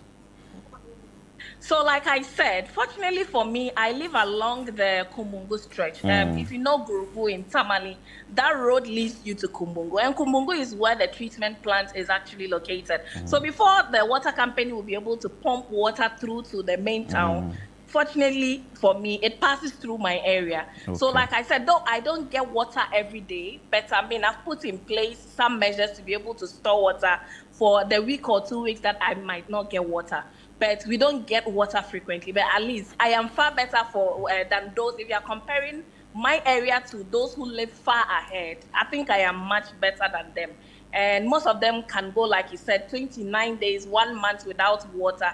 And you can imagine, and they tell us that even when they try buying water from the tankers, it is not an easy thing for them. I mean, the tanker drivers, as to where they also get water to come and sell to them is another question. So they can't really trust the source of the kind of water these tankers come to sell to them. So if they rely greatly on it, they are not so certain about the purity of the particular water they come to sell to them, and as to whether it's going to have a health impact on them or not. So the surest bet is the Ghana Water Company Limited, and everybody is looking forward to an enhanced infrastructure in the northern region so that they can provide us with the water that we need. Shawana Yusuf, thank you so much for your time, and thanks for helping us understand what really the condition is up north. But Thank you, Philip. Shawana, you are receiving the water. She's receiving the water before it moves to other communities. But the situation there is very dire. Joining us again is the chairman for the Parliamentary Select Committee on Sanitation and Water Resources, John Otibles. They visited the area. Let's understand what information they picked up and what the agenda will be going forward to push for the situation to be resolved. Honorable, good morning. Good morning, my brother. I trust you're doing well, Honorable. Yeah, by the grace of God. When you visited the treatment plant or in Tamale, what was the briefing you received? Well, let me say good morning to your viewers and listeners once again this morning. Yes, in fact, it is a terrible situation because we got this information some months back, right from the beginning of the year. The serious water crisis in Tamale and its environs. So we took it upon ourselves as a committee with the oversight responsibility to visit the place, see things for ourselves. And in fact, when we got there, it was true that the people of Tamale are going through hell. Most parts of Tamale metropolis are going through hell. We went to the water pump site, and in fact, most of the machines are broken down. We were given a briefing by the manager, and he gave us a lot of heartbreaking information. And one of the issues also affecting the people or the system is the sun winning and the sun winning.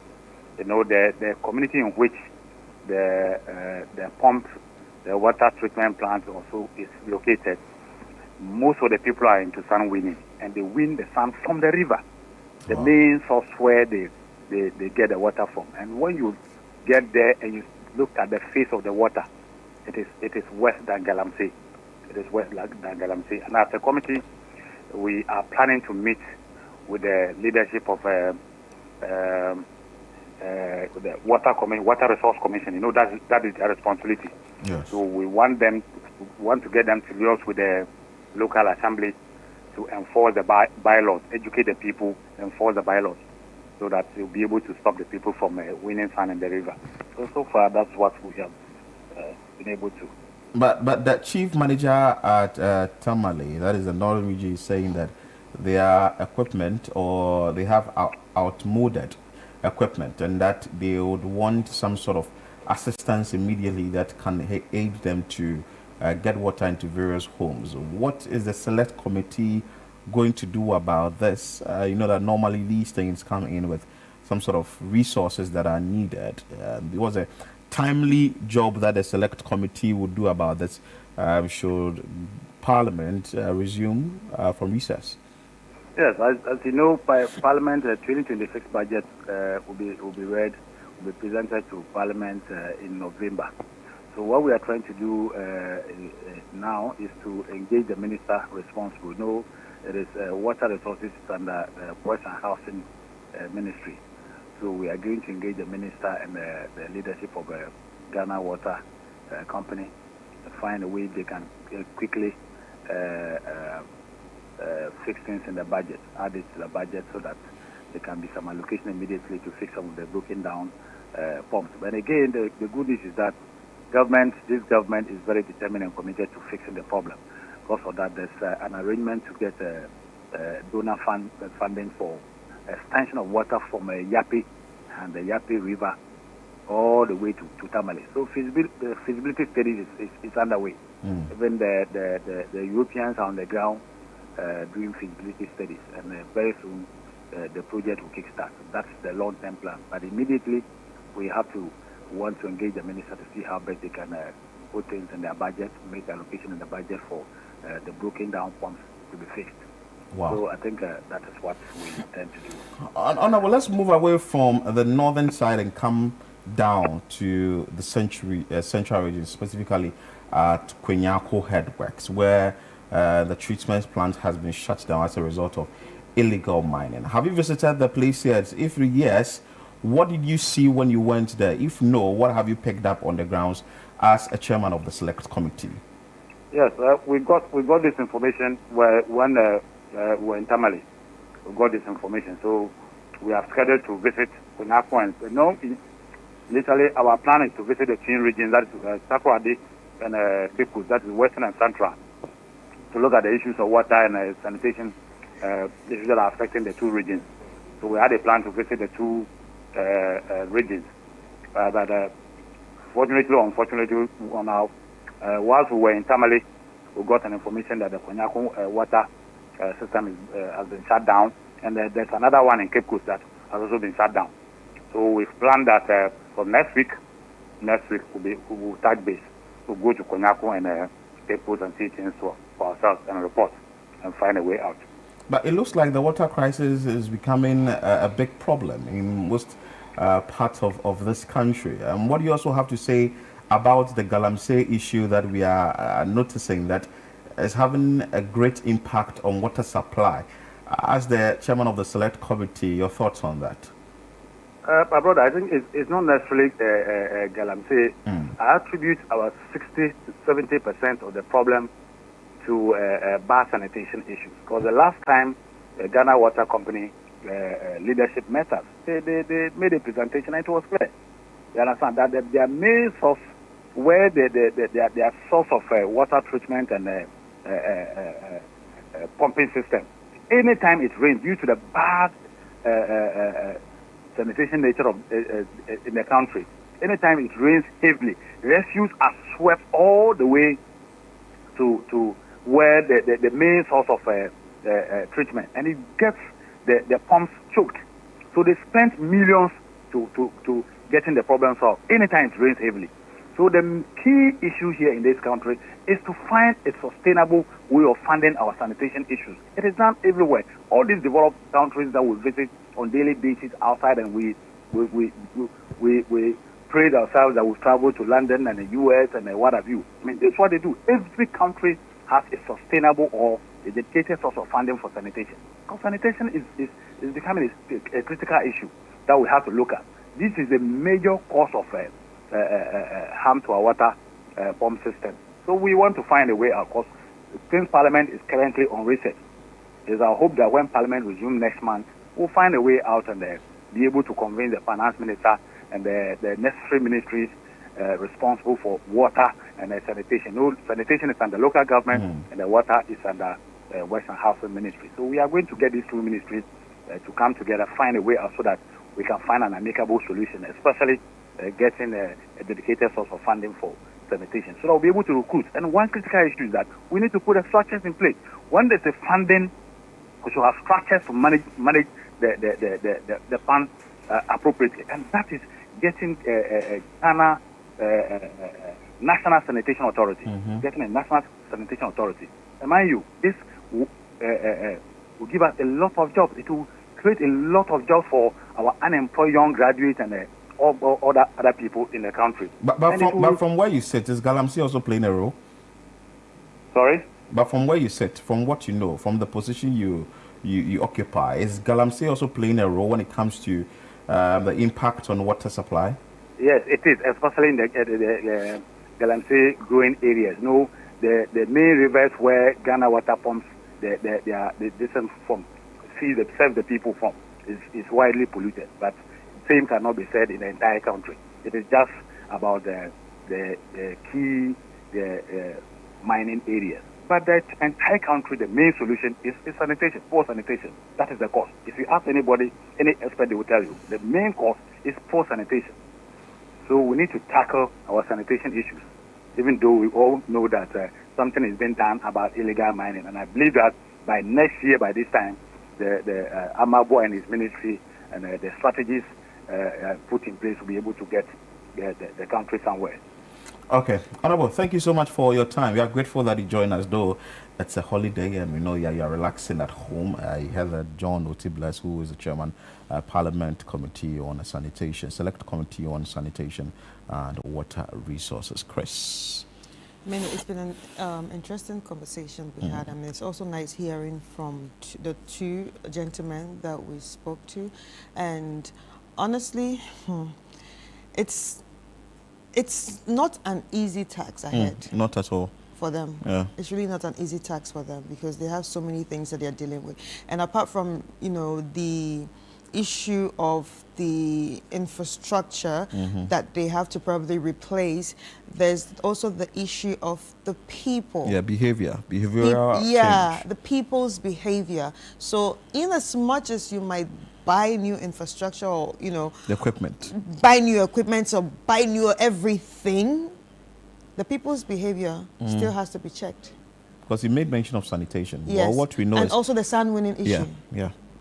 What we know is Galamsey is having a toll on the water issue, but he also said that in the bigger picture, sanitation is also having a big impact on water supply and all that. And I think I also agree with that because when you move down south to the Greater Accra region, I don't know any place that Galamsey is happening. But you see that when it comes to the water bodies, maybe you go to Waja or you go to when you go to there's the Kolegono side, the Kole Lagoon, you're totally out.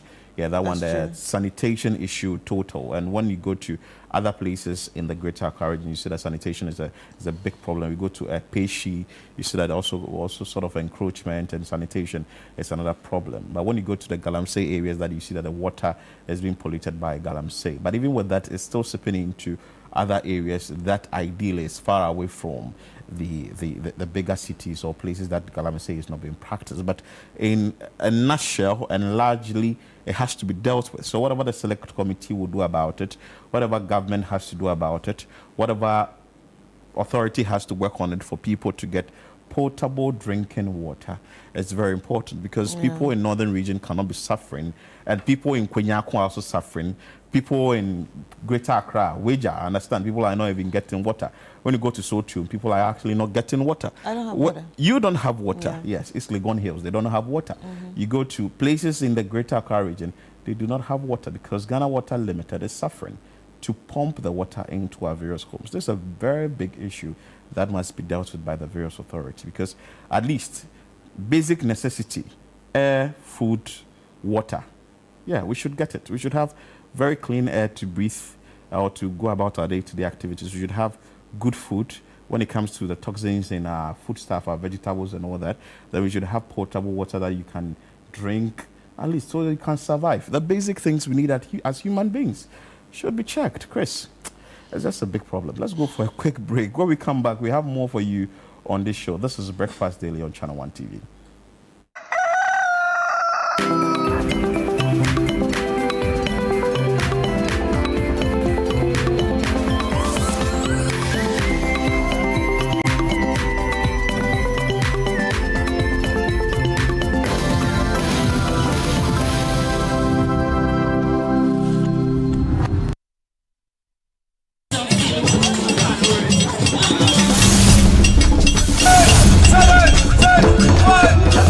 The City Business Olympics is back! It's all about team building, networking, and staying healthy.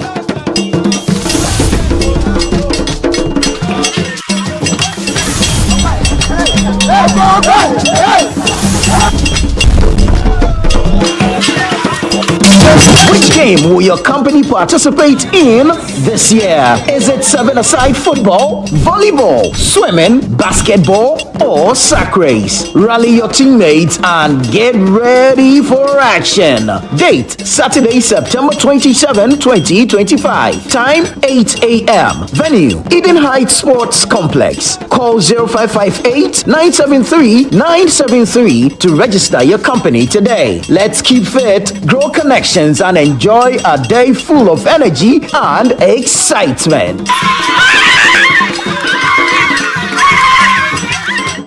The City Business Olympics 2025 is powered by City FM and Channel One TV in partnership with Side Hustle, and it's proudly sponsored by UMB Bank and supported by Bethel Logistics and Dampon Healthcare.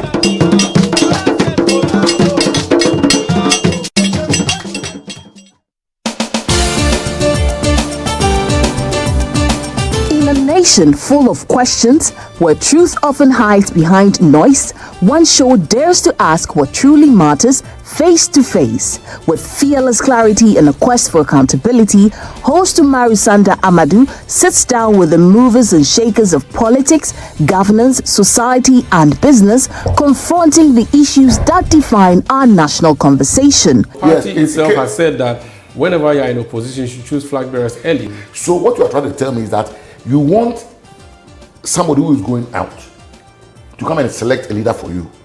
So the next person will come and say, but I didn't select him. Direct victim of attack, violent attack. Where and when? The first one happened in Parliament. I was pregnant. Now, for me, it was legitimized by a radio or TV station giving her a position to work. So for you, take issue with GH1 and what and giving her the platform. That is where the minority is. We are on them. We've asked questions. President Mahama will be a mean president if he prioritized only his children and these people. He needs to demonstrate a Ghanaian government. Every Tuesday at 9 p.m., join Umaru Amadou on Face to Face as he digs deeper, challenges power, and reveals the stories shaping Ghana's future. Only on Channel One TV.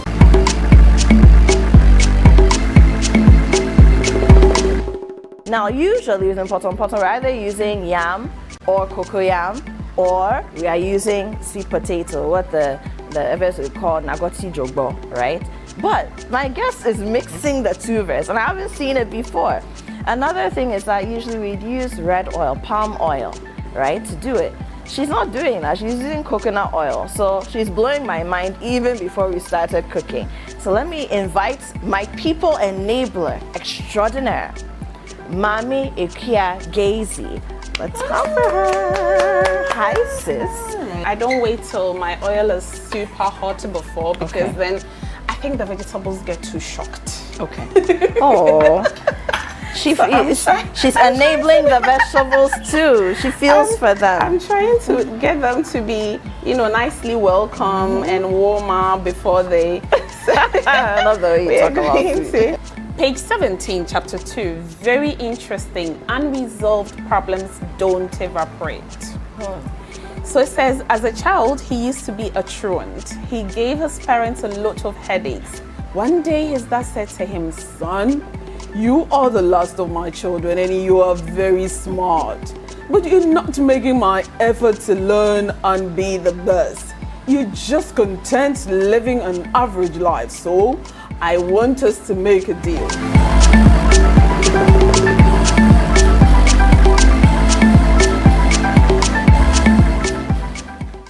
What's Cooking is brought to you by Tasty Tom and Lily Rice.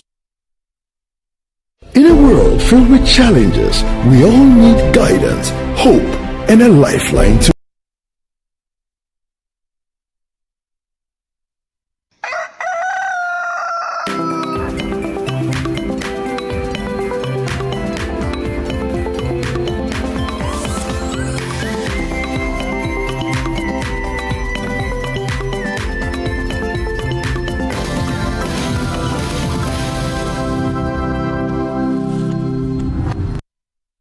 All right, welcome back. It's still Breakfast Daily right here on Channel One TV. And now we're about to have a conversation that will interest each and every one of you, as long as you're a human being, I think you should be interested in this because this is about volunteering, giving back.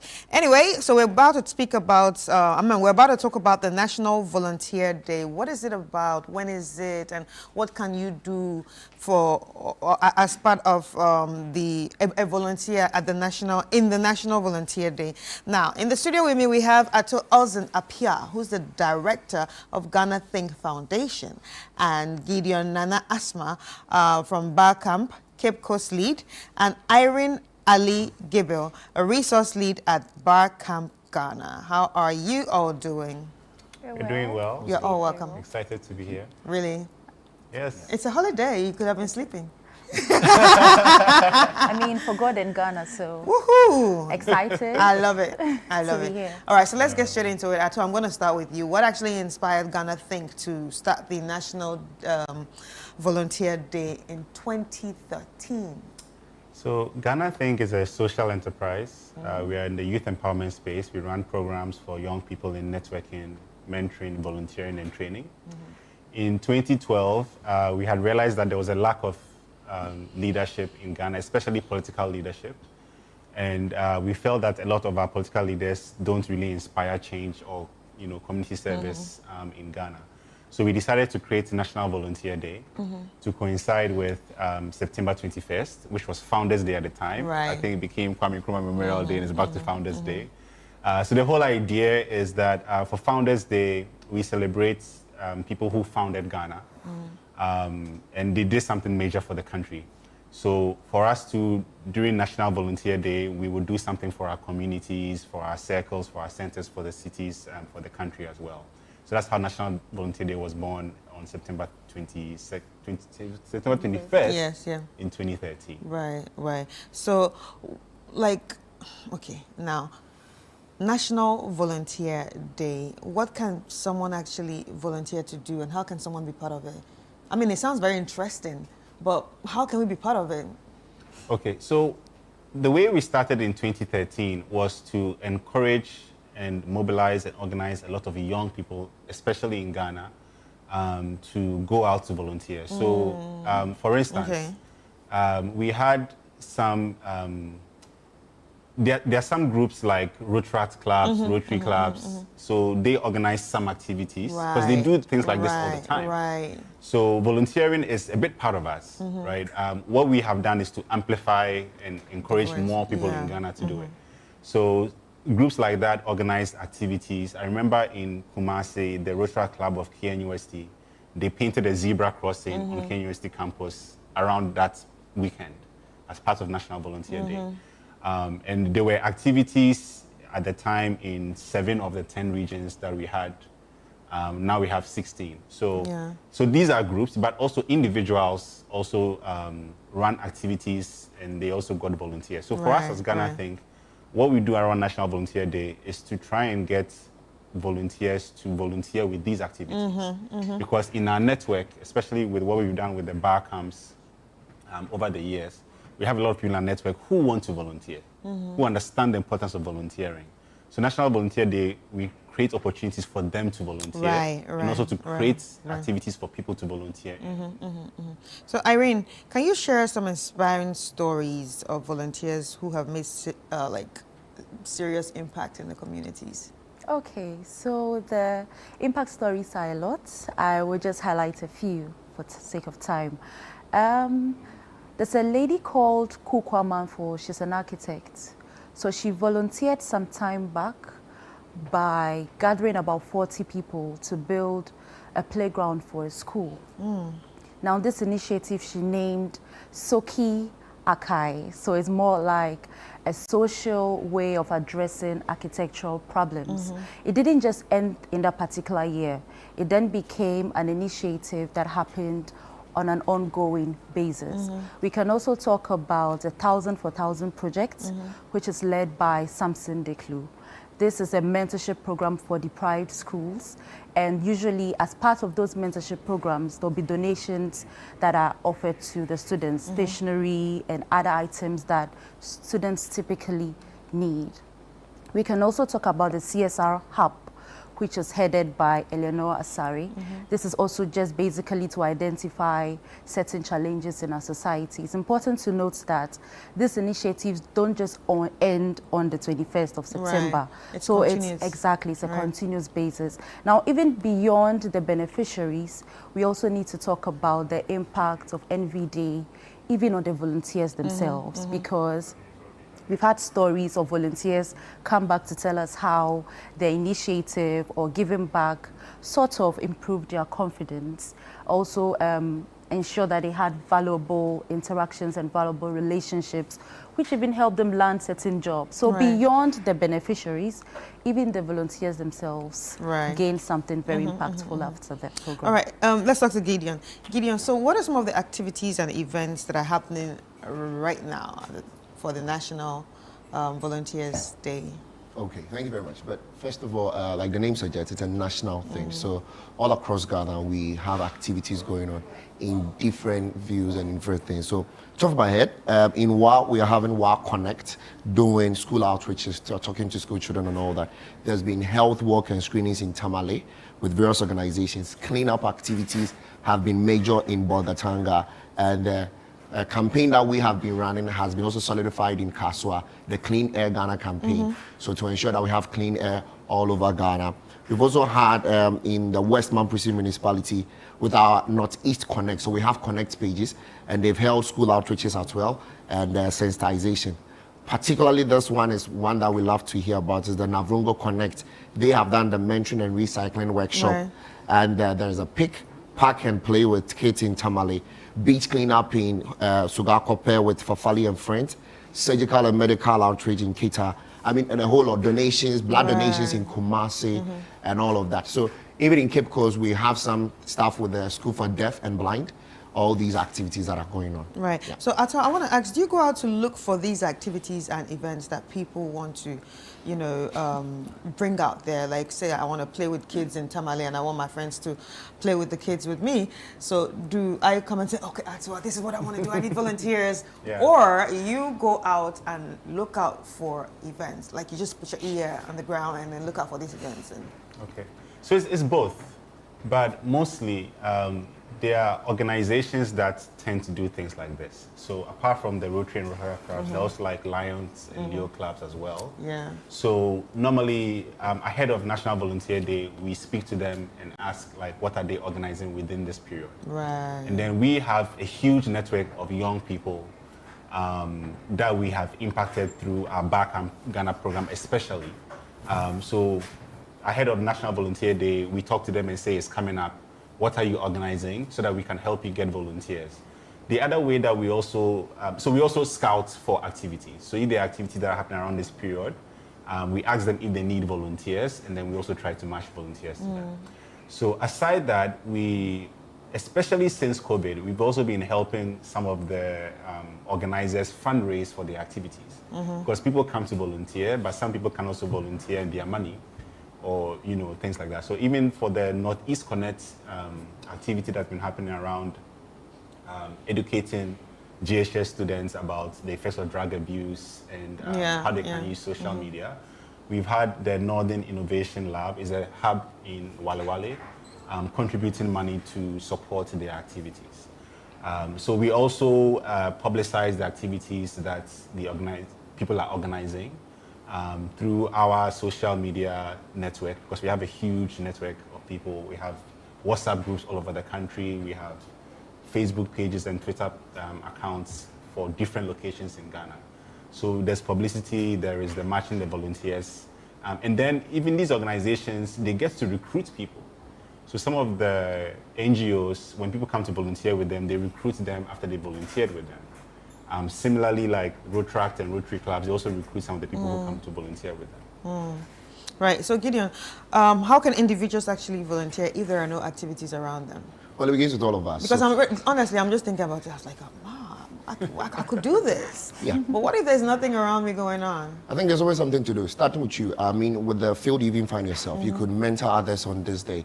Take maybe 2, 3, 4 hours of your time. Say, listen, I want to speak to 5, 7 ladies out there. Tell you what I've been through. Tell you about all the job I do. How maybe you can build a skill and whatever it is. So you could give mentorship. There could be tutoring in your area. I mean, you could find some little children who are finding it hard to read and write. In Cape Coast, we have a reading factory where we help children to learn how to read and write, basically.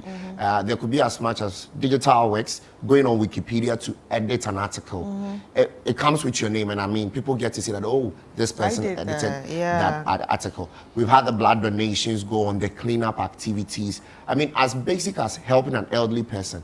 And always, I like to tell the beautiful women that, or the older people that you could cook food and support the young men with it. As we are cleaning the streets, cleaning the beaches, you bring the food, we eat, and we are happy. It's a way of also supporting us to go out there to do more. So all these activities, come around for you to do. So you can do that. Irene, so what message do you have to people who are watching right now and probably want to be volunteers? Okay. How can they be in your network? Okay, so first and foremost, we chose 21st of September as our National Volunteer Day because we want the youth of Ghana to imbibe the vision and the ideals of our founding father, Kwame Nkrumah.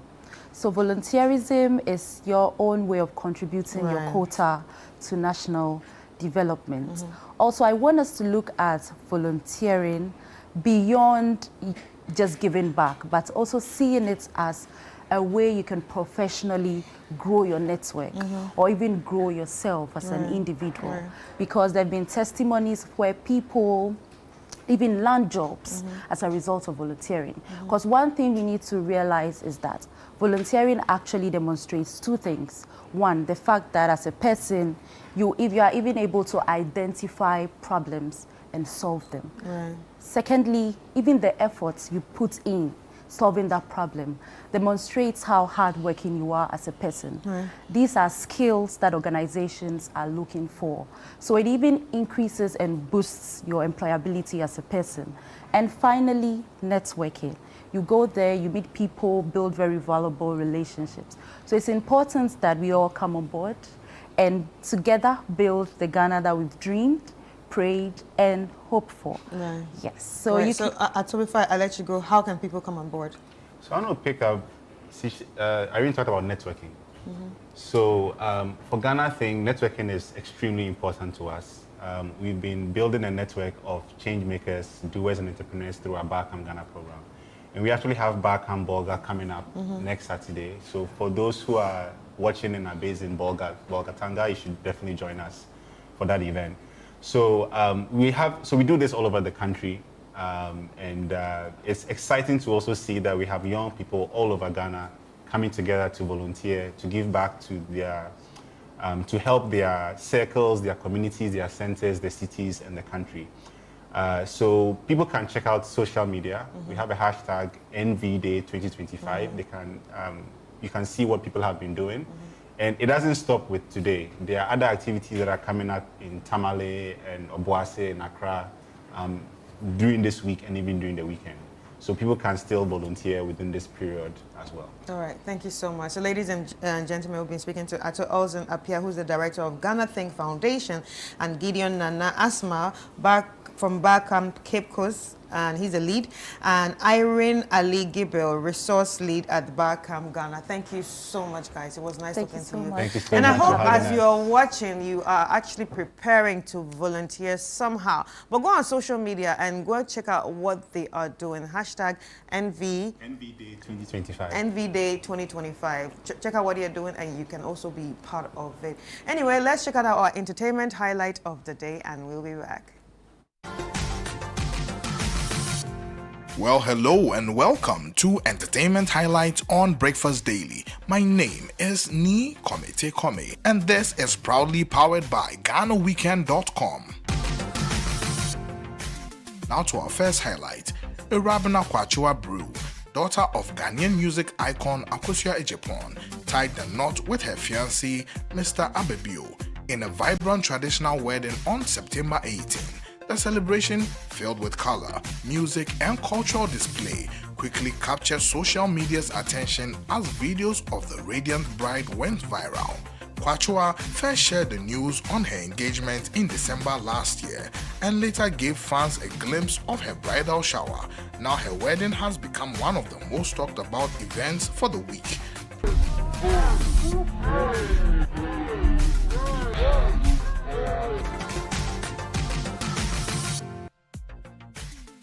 Now to our next highlight. Sarkodie is bringing his Rapaholic homecoming concert to Kumasi on September 27 at the Baba Yara Stadium. The star-studded lineup features Shatta Wale, Kofi Kinata, Jackie, Osei Krom Sikeni, Kweku Smoke, Olive the Boy, B-Strap KOTM, YP, J-Bad, Skyface SDW, Kweku Flick, and more surprise acts. Known for electrifying performances and surprise guests, Rapaholics Kumasi edition is set to be one of the biggest concerts of the year, blending rap, dancehall, and Afrobeats for an unforgettable night.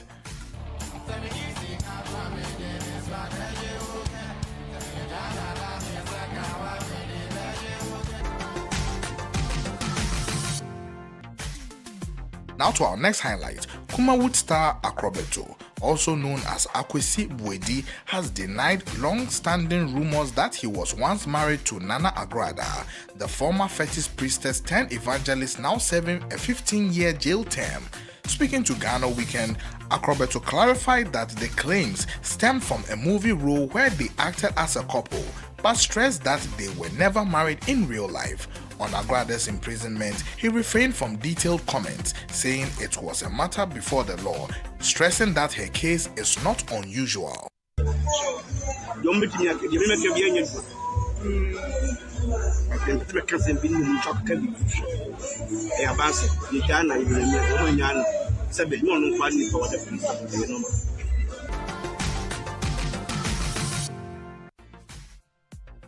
Now to our next highlight, Sleeky Productions, the event promoter behind the Dubai show that sparked tensions between content creators Asafo Powers, also known as Kilintia, and Last Hero, has urged both to resolve their money disputes privately. The promoter warned that public fallout risk damaging business ties and future international opportunities for Ghana's creatives. He stressed the need for professionalism, unity, and collaboration, reminding both sides that personal disagreements can ripple across the industry, hurting trust with brands, promoters, and global partners.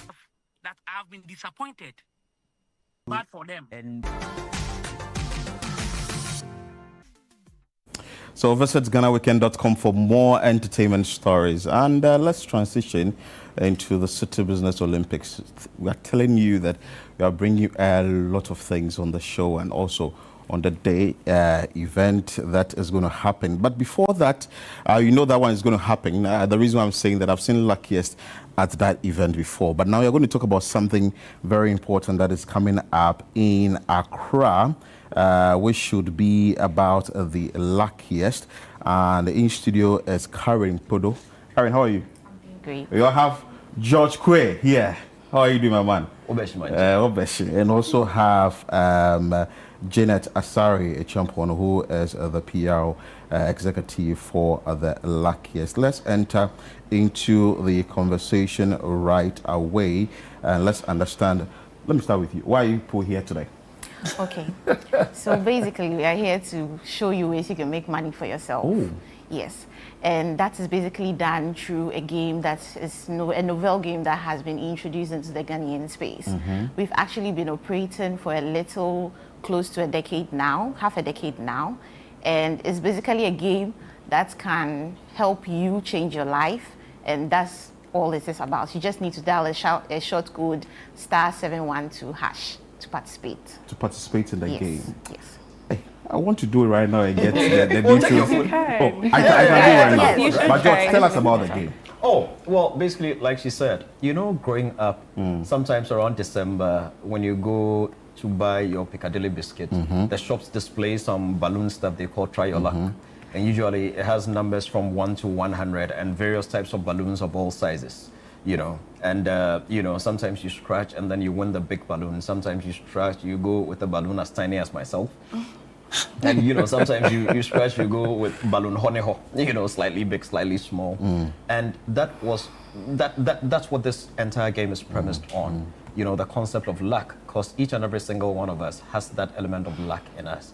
And sometimes your luck may shine in the morning, others may shine in the afternoon, others in the evening. This one is telling you that you've got that element of luck, and all you've got to do is to believe and push it.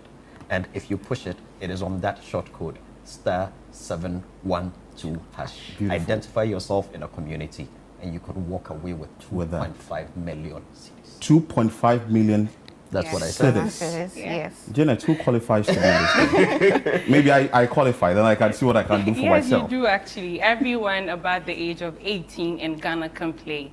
Yes, so far as you're above the age of 18, dial *712#. You're very hospitable, so we welcome you to our platform. We give you the chance to purchase a ticket for yourself or for other people. You can check your ticket history as well, and there's an instant gift promo that so with you buying a ticket for yourself, in case you want to buy a ticket for yourself, we'll give you the option to either buy a preferred ticket, or we can choose a random ticket for you. Our system can give you a random ticket.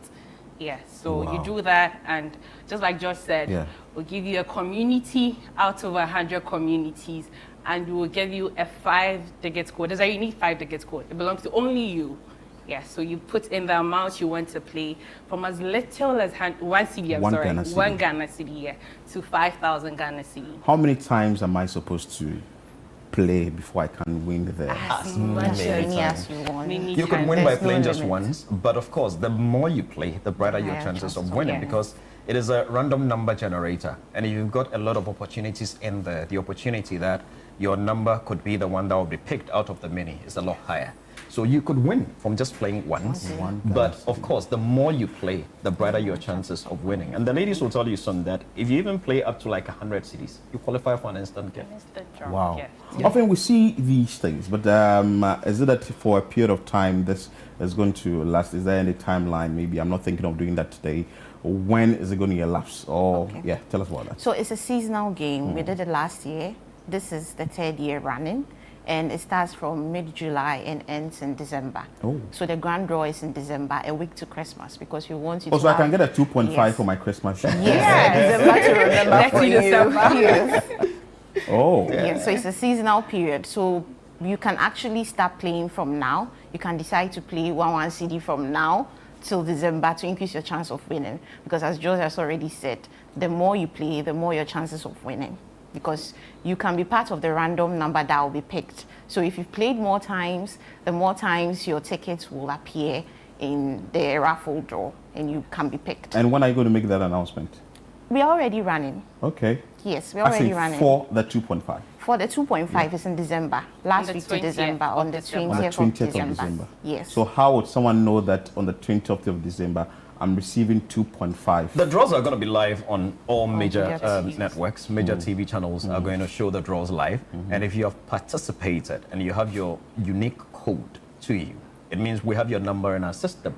And the good thing, it's open to all networks. So it doesn't matter which network you're on, be you on MTN, be you on Telecel, be you on AT, or whichever network you're on. Even if a new network opens tomorrow, they will be with us. You know? So whatever network you're on, it's like rough attention. I'm listening, pal. Yes. We need Once money. you're on that network, Charlie, you know what I mean. And if you watch the promos, my uncle, Master Richard, we have money already. You see, earlier I mentioned City Business Olympics because last year I saw Master Richard at Yes, we're going to be there. This year I'm doing high jump. Bossu? I say I'm... George Square. No, when you have the luckiest backing you, what can't you do? Anyway, what can't you do? You can do everything. You can do any and everything. Wow. Just dial *712#. Or if you're out of Ghana and you're watching us online via Channel 1 TV's digital assets, you can go to our website, theluckiestafrica.com, and you can play it right there. You can use your card or any of your digital assets, and you can be a part of it. We're global. Wow. But the Gaming Commission is part of us. Yes, we're regulated by the NLA. On the Caritas platform. Okay. Beautiful. You should try. Take your phone right now. Let's try. I'll Manche, take your phone right now. What's much guy? We'll do it. No, it's not for me. It's for you. It's for you. As low as 1 Ghana cedis, then 1 Ghana cedi, then you get 2.5 million. No. 1 Ghana cedi will not give you 2.5 million. To win that 2.5 million, okay, like she mentioned earlier on, we play in communities. Okay. So there are various communities. Which month were you born in? July. July. There's a July Bonds community. Okay. So you can identify yourself in there. If you know the code for that community, you can go specifically for that community and play in that community. Or you can ask the system to generate a random community for you by giving you a random code. So it can put you in any community, January Bond community, doctors or lawyers community, whatever KIA community, even journalists. even journalist community. So if you find yourself in there, and you decide to buy out that entire ticket from that entire community. The minimum you can invest is 1 cedi, but 1 cedi means the ticket is still open for other players to buy on that ticket. Okay. So you buy on that ticket, she buys on that ticket, I buy on that ticket, she buys on that ticket. If that ticket draws, we share the money on that ticket. But if you bought that ticket alone, then George, it's still 1 cedi I can use to get the 2.5. No, each ticket is worth 5,000 cedis. Oh, okay. So if you buy 1 cedi, it means there's 4,900. So if I buy all the 5,000, if you buy all the 5,000, then I can now go into the 2.5. And no, you big man. 5,000 will be money we for will you. buy the 10,000, so you can get 5. George, but you have something coming up. Yes. Quickly before we go, I also brought you a ticket to invite you to upcoming play, Run for Your Wife at the National Theatre. It's part of the Ghana National Theatre Week celebration. So 2 tickets for you. Yes. We'll be there. And the luckiest will also be there. Oh, yes, they've been beautiful. with us on all our theatre products. So when you come there, these pretty ladies will be there. They'll take you through it a lot further, and you can have more clarity. So it's this Sunday. It's 1 day only, 4 p.m. and 8 p.m. live at the National Theatre. It is a comedy. I'm You will love repping to be live. there. Live in the Yeah, palace. you should be there. And Anyway. you know what I say about other place? If you come and Yeah. you are not blown away, demand a refund, we'll pay. Holiday Bonanza. I got it on the show. Thank you so much to Karen Kodo, PR executive, and also Janet Asari, Champon PR executive for the Luckiest, and George Quay, always on the show. It's a fantastic one with you, Image Bureau. This is how we end today's show. Exciting one. I came to work. I got 2 tickets. Maybe you can also contact George in the corner and also get it. My name is Philip Nilati. Earlier was Nana Tufo-Boateng. I did this with Chris Carter. Many thanks for your time. Keep watching Channel One TV and enjoy your holiday.